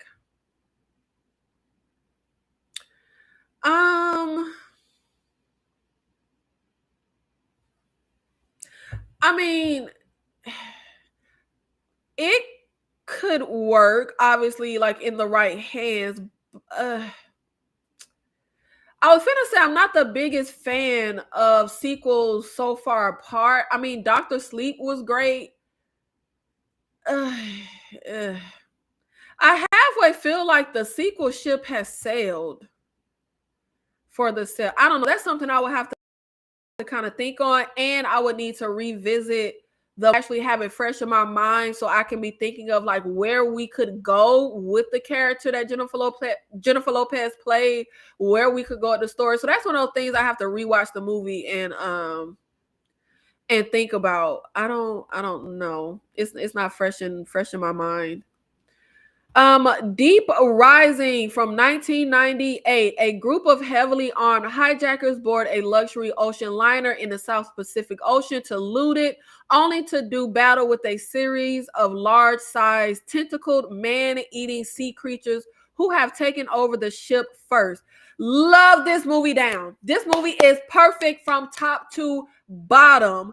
However, again, this is one of those movies that is perfect. I love it. It's a classic in my house. Again, I don't know how it did in theaters. I don't know how audiences felt, but we're so far from this movie.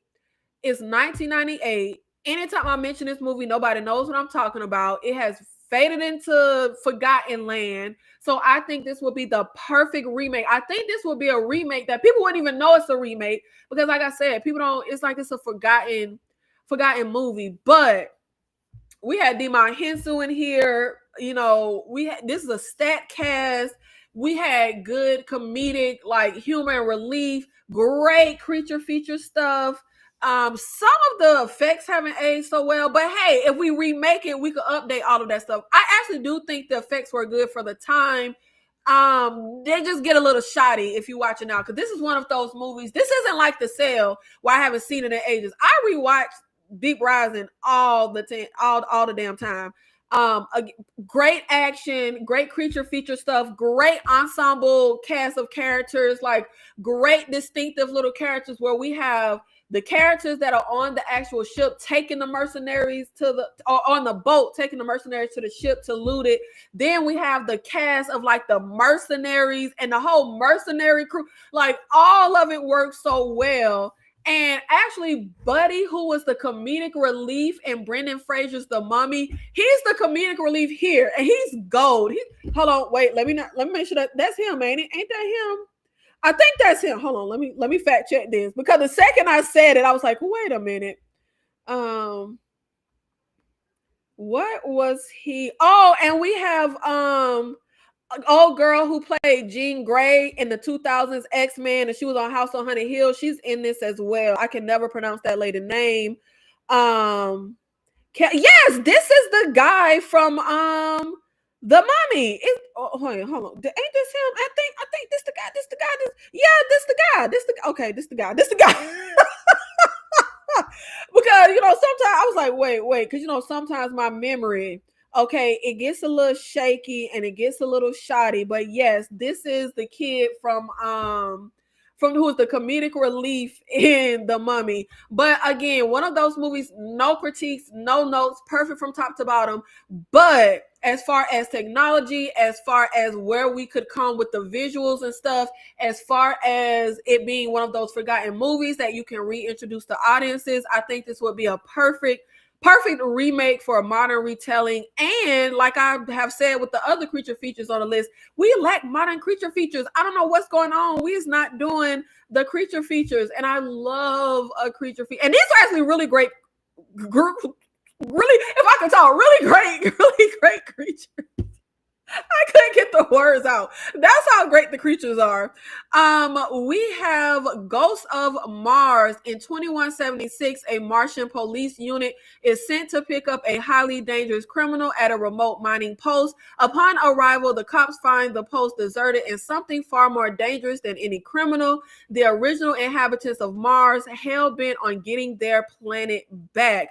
This is from 2001. Now, Ghosts of Mars is one of those movies that I actually used to love this movie.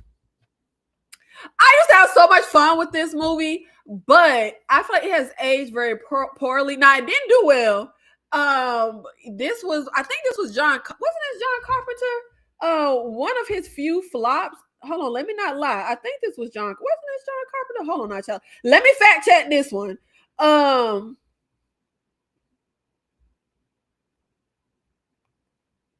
Yes, this is John Carpenter. One of his few flops. Now, I do know that this didn't do well, but hey, I loved it. Okay, when I was, how old was I? I don't know, preteen. And I did like it on rewatch as I got older, but the last 10 years, I'm just like, every time I try to, actually the last time I tried to rewatch it, I couldn't even finish the movie. It's pretty freaking bad. The characters, the weak way they're telling the story with all of the constant flashbacks, it lacks focus, very mediocre. The dialogue is horrendous. Ice Cube oh my Jesus, I can't. But I actually think it's a good idea. It's another space horror. We're not in space, but we're on another planet. We're on Mars. And I actually think the whole premise could work where we have something that we think is a threat and we think is what we have to be worried about, which is this dangerous criminal that we're going to get. But then we come face to face with a situation where we have to actually work with that criminal because there's something much more dangerous. And I actually like how in Ghosts of Mars, I can't remember what it is, but it's whatever the evil is, it gets into random people. So if I kill you, and you have the little thing in you, it can just hop into anybody. So I like that aspect. And I feel like there's so much you could do with that. It's so many ways that could work, especially playing on kind of like John Carpenter's The Thing, where you don't know who you can trust or who it can be, because the last time I saw you, you was you, but the next time I see you, you could have the thing inside of you. So I feel like all of the little pieces to it are set up where it should work and be something good, but somehow the movie damn falls apart. And it was a great cast. We had who is Buddy that played the same person in all his movies? Jason Statham. Jason Statham was here. Pam Grier, Ice Cube. I feel like we had a really great cast. The girl from The Faculty who they thought was a lesbian, but she wasn't. She's in there. It was so many pieces that should make it work, but and honestly, the lead, who I think is the girl from Species. It's the girl from Species who's the lead. Yeah. Baby ain't a good actress. And I didn't think she was a bad actress in Species, if I remember correctly. But she's pretty bad in Ghosts of Mars. Maybe because she got more to do here than she had in Species. We need a better lead. But it's a lot with this that really works. It's just, I don't know what was wrong with my mind as a preteen that I actually really like this movie. But yeah, it's not good. It's not good. It's not good. I can't be sure, but is that the guy? I think I might have missed something. Yeah, I cut this off about how it's bad. Look, when I went to try to I think it was 3 years ago was the last time I tried to rewatch this. I cut it off halfway through. I don't even know if I made it even halfway through. Yeah, I get it. And if that was your first time watching it, if that was your first time watching it, I absolutely understand cutting it off. I don't know why. I feel like this is one of those movies that was like of its time. Maybe I just liked it back then, and that I don't know. I don't know.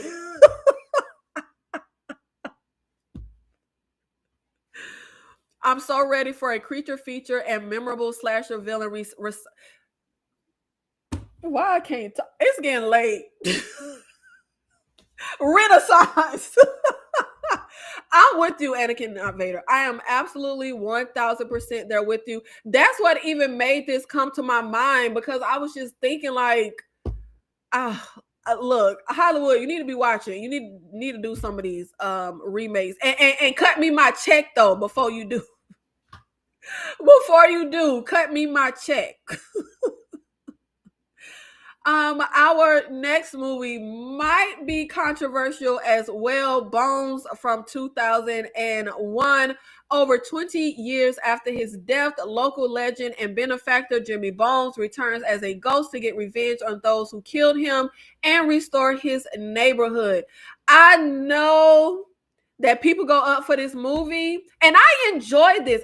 This is one of those movies I enjoy for what it is, but I feel like it's on a technical front is not the best made movie. I think it absolutely suffers for some weak writing. It's very predictable, very unoriginal characters. It is absolutely quite silly. It lacks any real tension and suspense. I don't think that like the real horror elements that I would like to see, I don't think they're there. But I absolutely love a revenge tale. I absolutely feel like this being 2001, we are absolutely primed for a update of this, a retelling of Bones. Snoop Dogg or Pam Grier, they're still around. They can absolutely, make some type of appearance, if not like a big part of the movie, but some type of appearance, because again, dealing with certain remakes, I do like to, tie in and pay homage to the original. Look, this movie janky. Like I said, I like it. I enjoy it for what it is. I've rewatched this probably 4 or 5 times over the course of my life. So I enjoy this movie. I have fun with it, but it's janky. It's nothing. Look. This could stand to have a modern retelling. I don't know how controversial this gonna be, because I know people go up for Bones, but baby, the movie don't look very good. They got that fake ass blood that look like fake ass blood, like the movie, like y'all, like.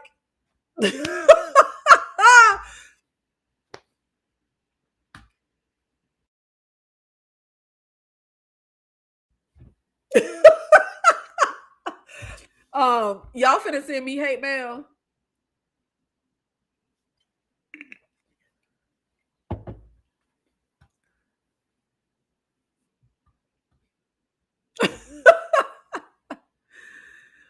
I like Bones, but the blood in Bones look like, okay. See, that's what I'm saying. That's what I'm saying. A good Bones remake would be dope, and that's the thing. Like oh God, we need the right people to do it. We need the right writer, the right director, the right producer. Like everything needs to come together correctly. Lord, I think. I think so. Oh, I really think these will be such good ideas. We just need the right people to do them. Now, I consistently talk about not doing American remakes of foreign films, and I also be throwing dirt on Hollywood because they do American remakes right after the foreign originals. They did it with the Asian film Pose. They turned right around and gave us an American version. Most recently, they did it with Speak No Evil. And I'm about to say do it with Grave Torture. So Grave Torture from 2024, obviously that was just 3 days ago. This movie just came out. Hold on, I think it's Indian. Hold on, wait. Let me not mess up, folks. Were they Indian or Indonesian? Let me see.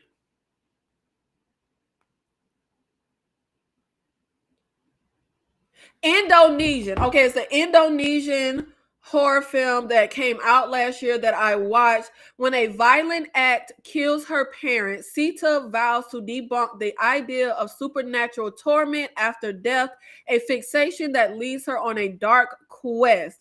This started out so promising. I was so hyped. I was so into it. And then it just completely goes off the rails, loses focus. It was such a tedious, confusing watch, and it lacked genuine scares. I think there's so much here, but I wouldn't necessarily say this should be an American remake because it delves into a lot of religious aspects that they have in Indonesia. So, grave torture is apparently something in the Quran where if you're a sinner, when you're in your grave, an angel approaches you and asks you who's your God, who you believe in, or whatever. If you don't give the right answers, and if you live the life of sin and you didn't repent or whatever, you get tortured in your grave, right? It's this whole religious aspect to it. So in the movie, these two kids' parents get killed when a suicide bomber, which, and this is also why I said it was very confusing, because you had people in the movie doing murder and doing suicide bombings because they feared grave torture. And I'm like, but ain't that a sin? Maybe you just, so it was like, but hey, it's not my religion, so maybe there's some fundamentals that I'm missing. But I was like, it was a lot that was very confusing. But anyway, and his proof that he gives one of the kids before he does the bombing is a cassette tape that is supposedly a recording of grave torture happening. So it's proven that it's real for him. So that's why he does his bombing. How that makes sense, do not ask me, because it don't make sense to me. But anyway, so the younger sister, they end up where, since their parents are dead, they're orphans, they go to this religious school for orphans. And the sister is hell bent on proving that grave torture isn't real. So, unfortunately, the person who oversees that school is also a child molester, with little boys only. So, her brother is one of his victims. Right after the brother is victimized, the sister goes, rescues him, and they escape the school, and we time jump to when they are grown adults. And that same man who assaulted her brother is now an old feeble man at the nursing home she works at, and she's waiting for him to die so she could test the grave torture. But she doesn't tell her brother who he is. So we have this big confrontation when the brother comes to see her, and she's having a conversation with the guy and confronting him on, like, I know what you did, and you're seen as a humanitarian, but I know what you was doing to the little boys there. There was also a little boy he assaulted that he murdered, and like the murdered boy's ghost kept haunting them as kids. Like it's a lot. It was, the movie was doing a lot. The movie was doing a lot. There was some really good stuff here. And I like religious horror. I like going into that. Now, what ends up happening is once this guy dies, she works at a nursing home. Her brother works at a funeral home. When the old man is buried, she has her brother bury her with the man, so with a video cassette, so she can prove that grave torture isn't real. So she lays in the coffin with him.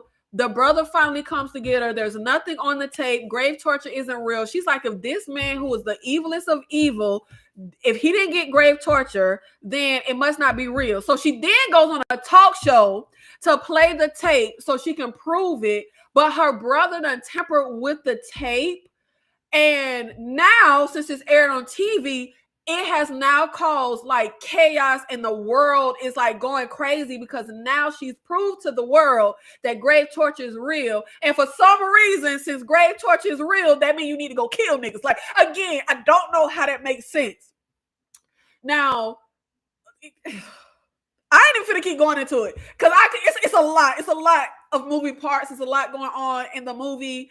But again, started off strong, really enjoyed like the first half, but once we time jump to them being adults, with the time jump isn't a problem. It makes sense to time jump because we can't do all the stuff we need to do to prove grave torture if we're just kids, but we need to set that foundation. The time jump is fine.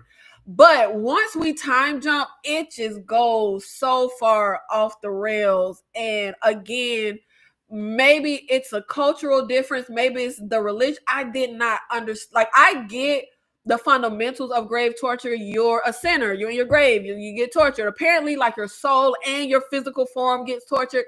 Got it. But while we was killing niggas because grave torture was real, ain't like I didn't get it. I didn't understand it. It wasn't working. But I absolutely think that it's a great premise and it should be remade. Again, should it be an American remake? Probably not, because then it'll change so much, because that's not our religion. The Quran is what? What is the Quran? Is that Muslim? Okay, don't let me lie. Y'all, I don't know nothing about religion. Like, literally, I don't. I think that might be. The movie is Indonesian. And I know they were saying that it's in the Quran in the movie. I think that's, I don't know. The point is, so much would change if we made it. I don't think we should make it American. But even if like an American filmmaker does it, I think it needs to stay in Indonesia, and all of that stuff needs to stay the same. But it's somebody better need to come and do the movie. No, like, somebody else need to come do it, because it oh god, it has so much promise. It has so much promise. Next we have Ghost Ship. After discovering a passenger ship missing since 1962 floating adrift on the sea, salvagers claim the vessel as their own. Once they begin towing the ghost ship towards harbor, a series of bizarre occurrences happen and the group becomes trapped inside the ship, which they soon learn is inhabited by a demonic creature. This is one of those movies that I love. This movie, okay? I love this movie. It is very flawed. But for me, honestly, outside of Isaiah Washington's death, there are no major flaws for me. But there's a lot of ample room for improvement. I feel like it absolutely doesn't utilize its setting the way that it could, where we're on this, like, haunted spaceship, deserted, we're in the middle of the sea. We don't really utilize that to its full potential. The ensemble characters, very weak characters. The opening sequence, obviously very famous. A lot of people talk about this opening sequence, but outside of that, we get into very typical fare. It definitely lacks originality. I just feel like there's so much you could do with something like this.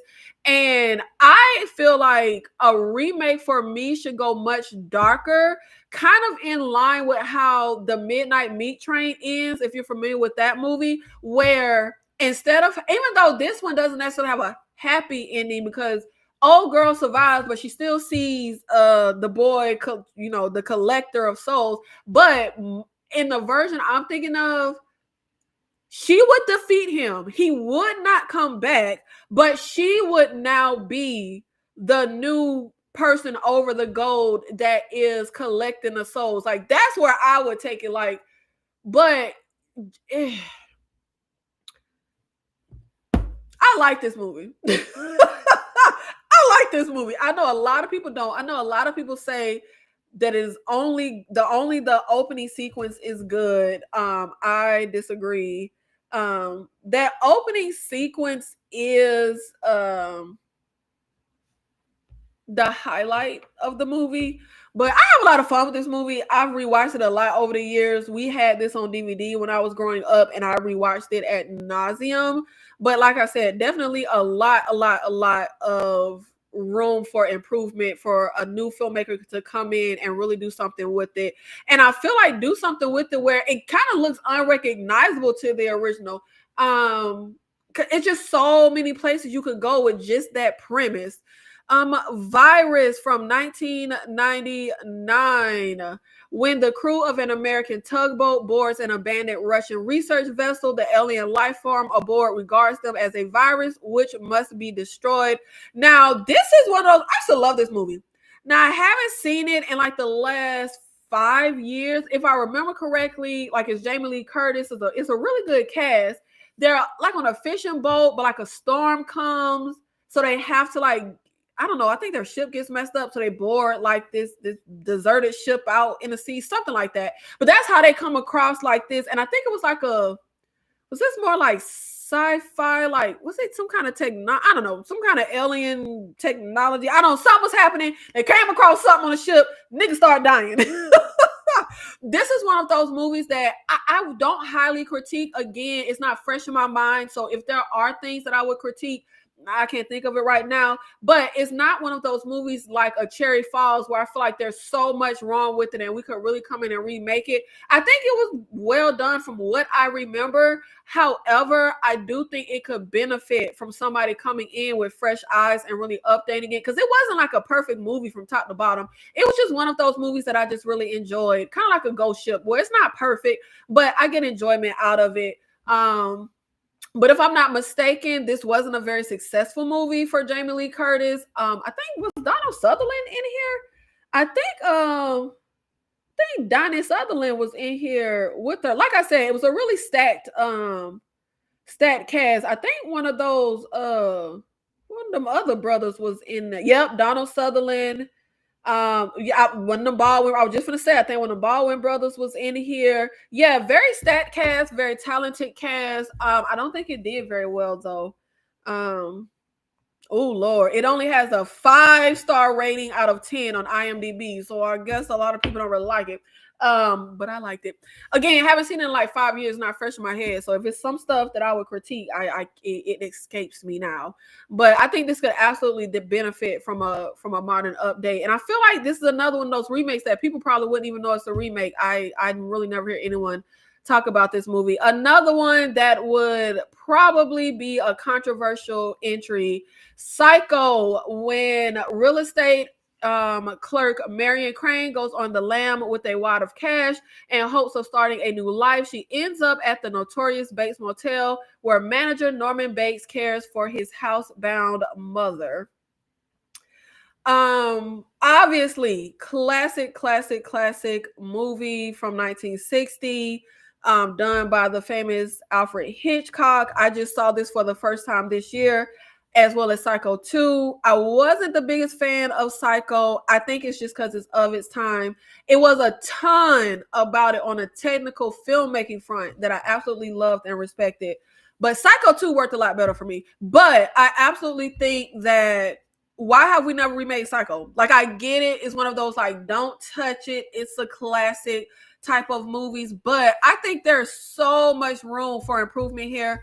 I personally think the original Psycho was very stunted by the Hays Code at the time. So there's so much visually and so many like places we couldn't go. I think this would absolutely benefit from modern retelling. Somebody's dog is in the hallway going crazy. I think this would absolutely benefit from modern retelling. And this is one of those things where you're already going to have the odds stacked against you, because the second people just hear that someone is remaking Psycho, I'm pretty sure it's going to be one of those things where everybody just is against it and this is a classic. Don't.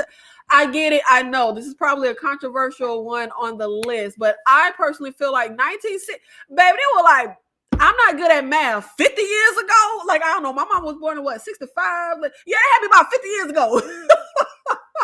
Like, no one has touched it. No one has remade it. Yes, it has sequels in up until like what, through the early 90s, I think. But again, 40 years ago, I absolutely think that the right filmmaker could come in and really do something really extraordinary with this.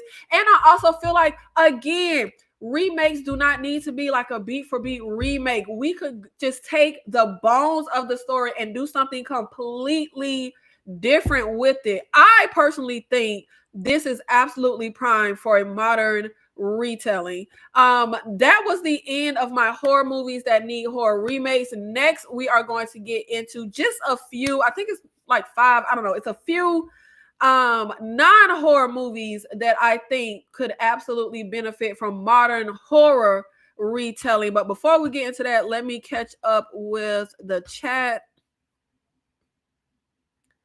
I know you don't fool with blaxploitation, but JD's Revenge needs a remake too. That's on my list. That when I went to see Sugar Hill, and it's another one I can't think of that I didn't really care for. But when I got the list of the blaxploitation that I need to see, JD's Revenge was on. Oh yeah, Ganja and Hess. I couldn't think.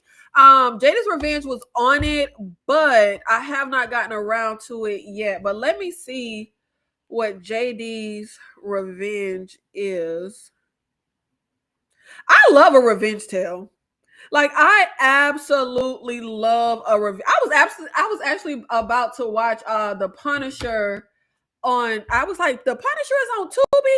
It's so weird. Like it's so serendipitous. Sometimes I'll be thinking, I wish I could see X movie, and then next thing I know, I've come across it. I was literally thinking about The Punisher like a week ago, and all of a sudden today I saw it on Tubi. Hey, JD's Revenge is on Tubi. Let me see. Murdered on Bourbon Street in 1942, New Orleans, a gangster returns from the dead 34 years later, possessing the body of a young black law student in his quest for. Oh, I like this synopsis. Baby, we got a black law student and we got a revenge tale and we got a gangster. Oh, I'm here. I'm here for it. I'm here for it.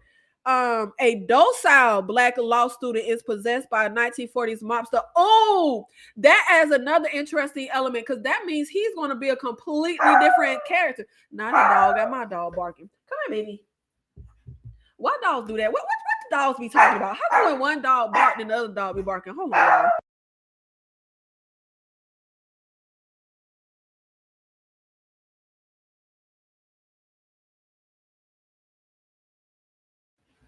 Oh, she hit a dog barking in the hallway, child. So now she gotta get up and she gotta bark. Now she got to get up and she got to bark. Yeah, I think I really like that. Now don't you start that.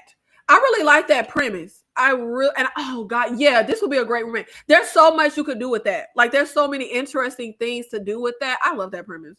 And it's black folk. And it's black folk. We need more black folks in horror. I would absolutely be here for that. And I need to add that to my watch list. It's on Tubi. Eight-Legged Freaks remake. I love Eight-Legged Freaks, and I honestly don't think it needs to be touched. I remember watching Eight-Legged Freaks in movie theaters. I don't think it needs to be touched at all. People always talk about Psycho, Never the Birds from Alfred Hitchcock. Now that's my movie. I love The Birds. I haven't seen it in ages, but when I was a kid, I used to watch The Birds all the time. I was obsessed with that movie. It got a Vince Vaughn remake in 98 that people. What kind of Vince Vaughn remake? I know you ain't talking about JD's Revenge. This is black folk. I see an all black cast here. What you must not be talking about JD's Revenge. It must have been something that I was one of the movies I had on here. What movie did Vince Vaughn remake in 98? Because what movie? Rope is another Alfred Hitchcock film that could use a remake. I am honestly not very familiar with Alfred Hitchcock films. The only one I know was The Birds. Like I said, just saw Psycho for the first time. But again, it's his era isn't my era of film. But let me see. Rope. No, 1948. Oh, this definitely ain't my bag. 1948. Yeah, no. Two men try to convince themselves they've committed the perfect murder by hosting a dinner party after strangling a former classmate to death. Ooh, I kind of like that. I like that synopsis. That could be a pretty cool one. Yeah. I wonder what goes wrong. Because they think they've committed a perfect murder. So then what happens?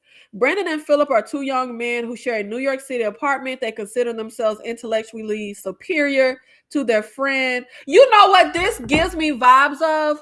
What was the movie with Sandra Bullock And oh, what's that white boy? Damn it! What? Oh, this is giving me them vibes. What is that movie? Oh shoot! Oh shoot! Murder by Numbers. Why is that in my head? Is that it? Yep, that's it. That's it. Ryan Gosling. That's the name I couldn't think of. That synopsis is absolutely giving me Murder by Numbers. Two gifted high school students execute a perfect murder. Like literally, yeah. Oh, that was giving me those vibes. Yeah, yeah, yeah, yeah, yeah, yeah. Oh, I would be here for that. Yeah. Rope would be a great remake. I love that. I love that. Nikki, you still ain't changed your dog's name from baby to she's not a killer. Why would I change her name? Oh, that wasn't a sequel? That was a remake? Hold on. That wasn't a Oh, well shoot, did I misspeak when I said they've never remade Psycho? Cuz I know it had sequels. I didn't know there were remakes though. Let me see. You said 98. Uh,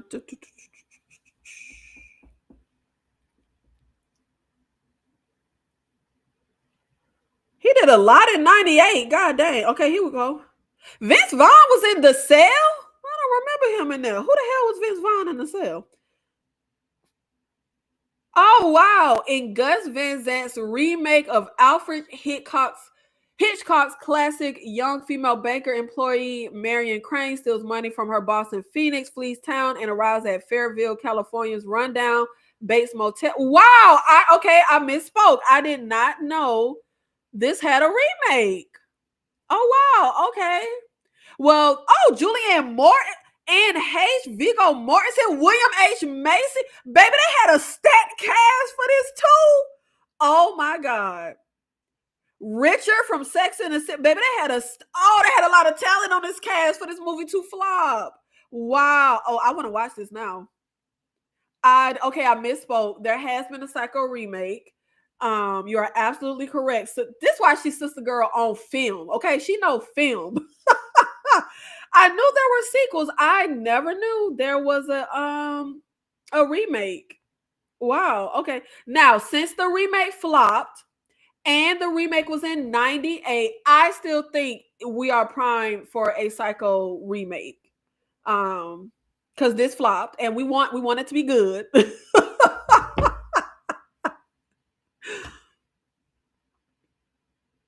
What's on Netflix and leaving soon? Baby, it's your over. It's your over. Why you still huffing? It's over. It's your over. Now we are going to get into the movies that are not horror that I think need a horror retelling. Okay. Look, I know this might be odd, but follow the vision. Okay, follow the vision. Lighted Up from 1999. On a winter day in a Southside Queens high school, events collide and six students are suddenly in an armed standoff with the NYPD. At the school, classrooms freeze, teachers come and go, resources are scant. So basically, look, inner city, ghetto hood school. And was I the only person that liked this movie? I used to love this movie. I used to rewatch this movie at nauseum. I was obsessed with Light It Up. But I absolutely would love to see this synopsis with a horror spin, except you already know what I'm gonna say. I don't want us in a rundown school in the hood. Can we just be in a regular old American high school? Okay. But I would absolutely love to see this with a horror twist, whether it's set up where, because in this movie, what is my baby name? What is his name? Not Forrest. What was the young kid name? Whatever, it don't matter. I don't feel like looking up. But the kid gets into it with Forrest Whitaker, who is the security guard, because he's abused at home and he's just trying to get out of this. But Forrest Whitaker ain't listening. So we end up in the scuffle taking Forrest Whitaker gun and holding him hostage, and then random students end up in there too, right? So I would love to see this with the horror spin where either we set up to try to kill, like, it's like after hour school time, the school is kind of near empty, and we're on like a murder type of thing where we're killing people.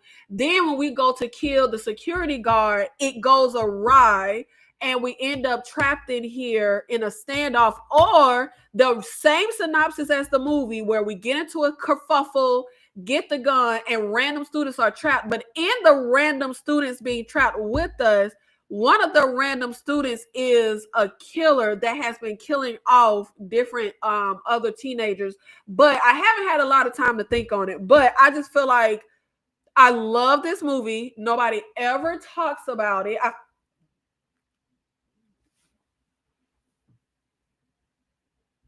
I hate when she licks my mouth.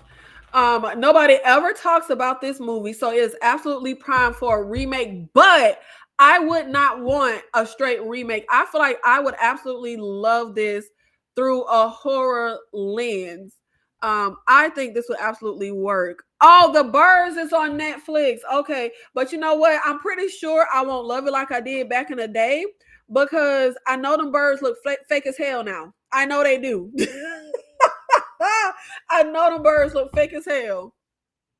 But I think this would absolutely work. And I haven't had enough time to think on it, but just like this is one of those stories that has such bones that you could really do some cool inventive stuff with.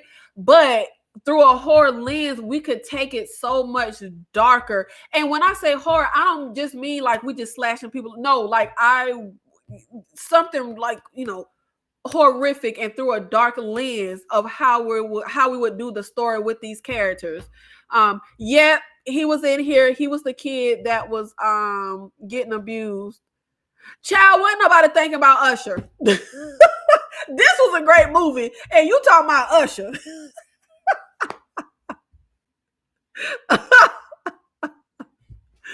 Oh my gosh. I used to go up for this film. I love this movie. The Rich Man's Wife from 1996. A rich man's wife finds she has a bad prenuptial agreement with an even worse husband. Over drinks with a stranger, she fantasizes about doing her husband in to void the prenup, but much to her surprise, the stranger decides to turn her imagination into reality. This is one of those 90s thrillers that I go up for. I love this movie. Okay? I love this movie so much. And in my horror retelling, I would absolutely want to cast Halle Berry in the lead role 100%. Like, still could act, absolutely would cast her in the lead role. But the movie is pretty much like a generic 90s thriller. I just have a lot of fun with it. But I feel like this would be prime for a remake through a horror lens. I think it would absolutely work. Again, old movie, absolutely would work right now. Eye for an Eye from 1996. Literally one of my favorite childhood movies. It's fire and brimstone time as grieving mother Karen McCain takes justice into her own hands when a kangaroo court. What the hell is a kangaroo court? Okay, that's what the synopsis say, child. When a kangaroo court in Los Angeles fails to convict Robert, the monster who raped and murdered her 17-year-old daughter. And I love this tagline. What do you do when justice fails? And I feel like that is exactly what really needs to be explored in a horror retelling of Eye for an Eye, is not just the standard vigilante fare. I think this needs to be more so on a grander scope of what actually becomes of society if vigilantism is really the solution to justice. Like, I would more so want the movie to really delve in and explore that. Like, I think that would absolutely work, in my opinion. Enemy of the State from 1998, when the videotape of the murder of a congressman unknowingly ends up in the hands of labor lawyer and dedicated family man Robert Clayton Dean. He is framed for the murder. With the help of the mysterious Brill, Dean attempts to throw the NSA off his trail and prove his innocence. I love this movie. But you know how we have all of these terrible, shanky, generic AI goes wrong. I feel like Enemy of the State as like a AI horror, but where the actual villain isn't the AI or technology horror, it's actually mankind. It's the government behind the technology. I think that would be a great idea. And also because for some reason they cannot get the AI horror and the technology horror right. Like it all is this generic ass little cheap movies. But I think I would love Enemy of the State technology horror version. I think that would absolutely work. 1000%. Devils from 2023. This is an Asian like action thriller film that came out in 23. Having lost his colleague, who was also his brother-in-law, to a serial murderer 2 years ago, homicide detective Jaewon is unable to contain his hatred toward the murderer and dives headfirst into hunting the brutal killer. Jaewon finally comes face to face with the murderer, Jin Hook, but in the heat of the chase, they get into an accident. Waking up in a hospital, Jaewon realizes his body has been switched with that of the murderer. To protect his family and uncover the secret of this body switch, Jaewon begins a desperate chase. I love this movie so much when I saw it, but it started to go off the rails in spots. It was very much giving me like an Asian face-off. Like obviously that's 100% what this synopsis sound like, where you have a cop chasing a notorious killer. They get in, except in face-off it was, intentional. But in this, they get into this thing and they end up swapping bodies. Obviously, it very much gives face-off vibes. The movie has so much promise, so much good stuff about it. But I mean, it's a solid movie. I think I gave it like a 3 out of 5 star if I remember correctly. So it's solid, but it's just so many missteps. And with this type of premise, with the revenge, with them switching bodies, with how freaking dark and psychotic this villain here. Oh, yeah, nothing like Nick Cage villain in Face Off, and that was a good ass villain in Face Off. No, but this right here though, oh, it some dark shit. But I think this would absolutely 1000%.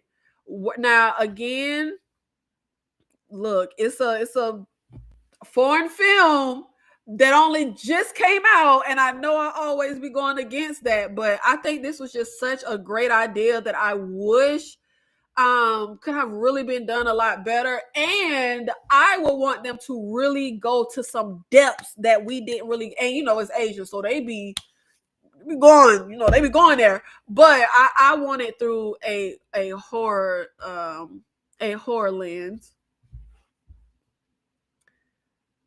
How Stella got her groove back, but with Winston being that's actually a good idea. She go to this island, fall in love with this man, bring him back home, and things start to go awry. That's actually a great idea. I love that. You naming movies that already sound like horror movie. I thought you were going to say Home Alone. No, because I feel like there needs to for me. Well, Light It Up don't sound like a horror movie, but I do feel like it needs to kind of be something that, like, this ain't like, let's make Winnie the Pooh a horror. Yeah, no, that's not where I'm coming from.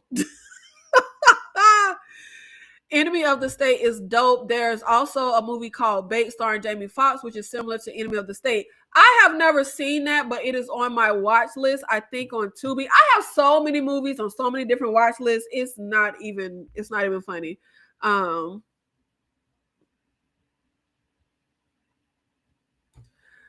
But that is the horror movies that I think need a remake. Thank you so much for being here in this live. Thank you so much to everybody who supported, whether it was a super chat, a like, being active in the chat, and just being here in the live. Thank you so much. We are in a new year, but you know, we still talking horror movies. And please make sure you do all the things. Support the video. If you are watching on a replay, make sure you like it. Make sure after the live you comment in the chat. And I will see you guys in the next one. Oh, and make sure comment what are the movies that you would like to see get a horror remake.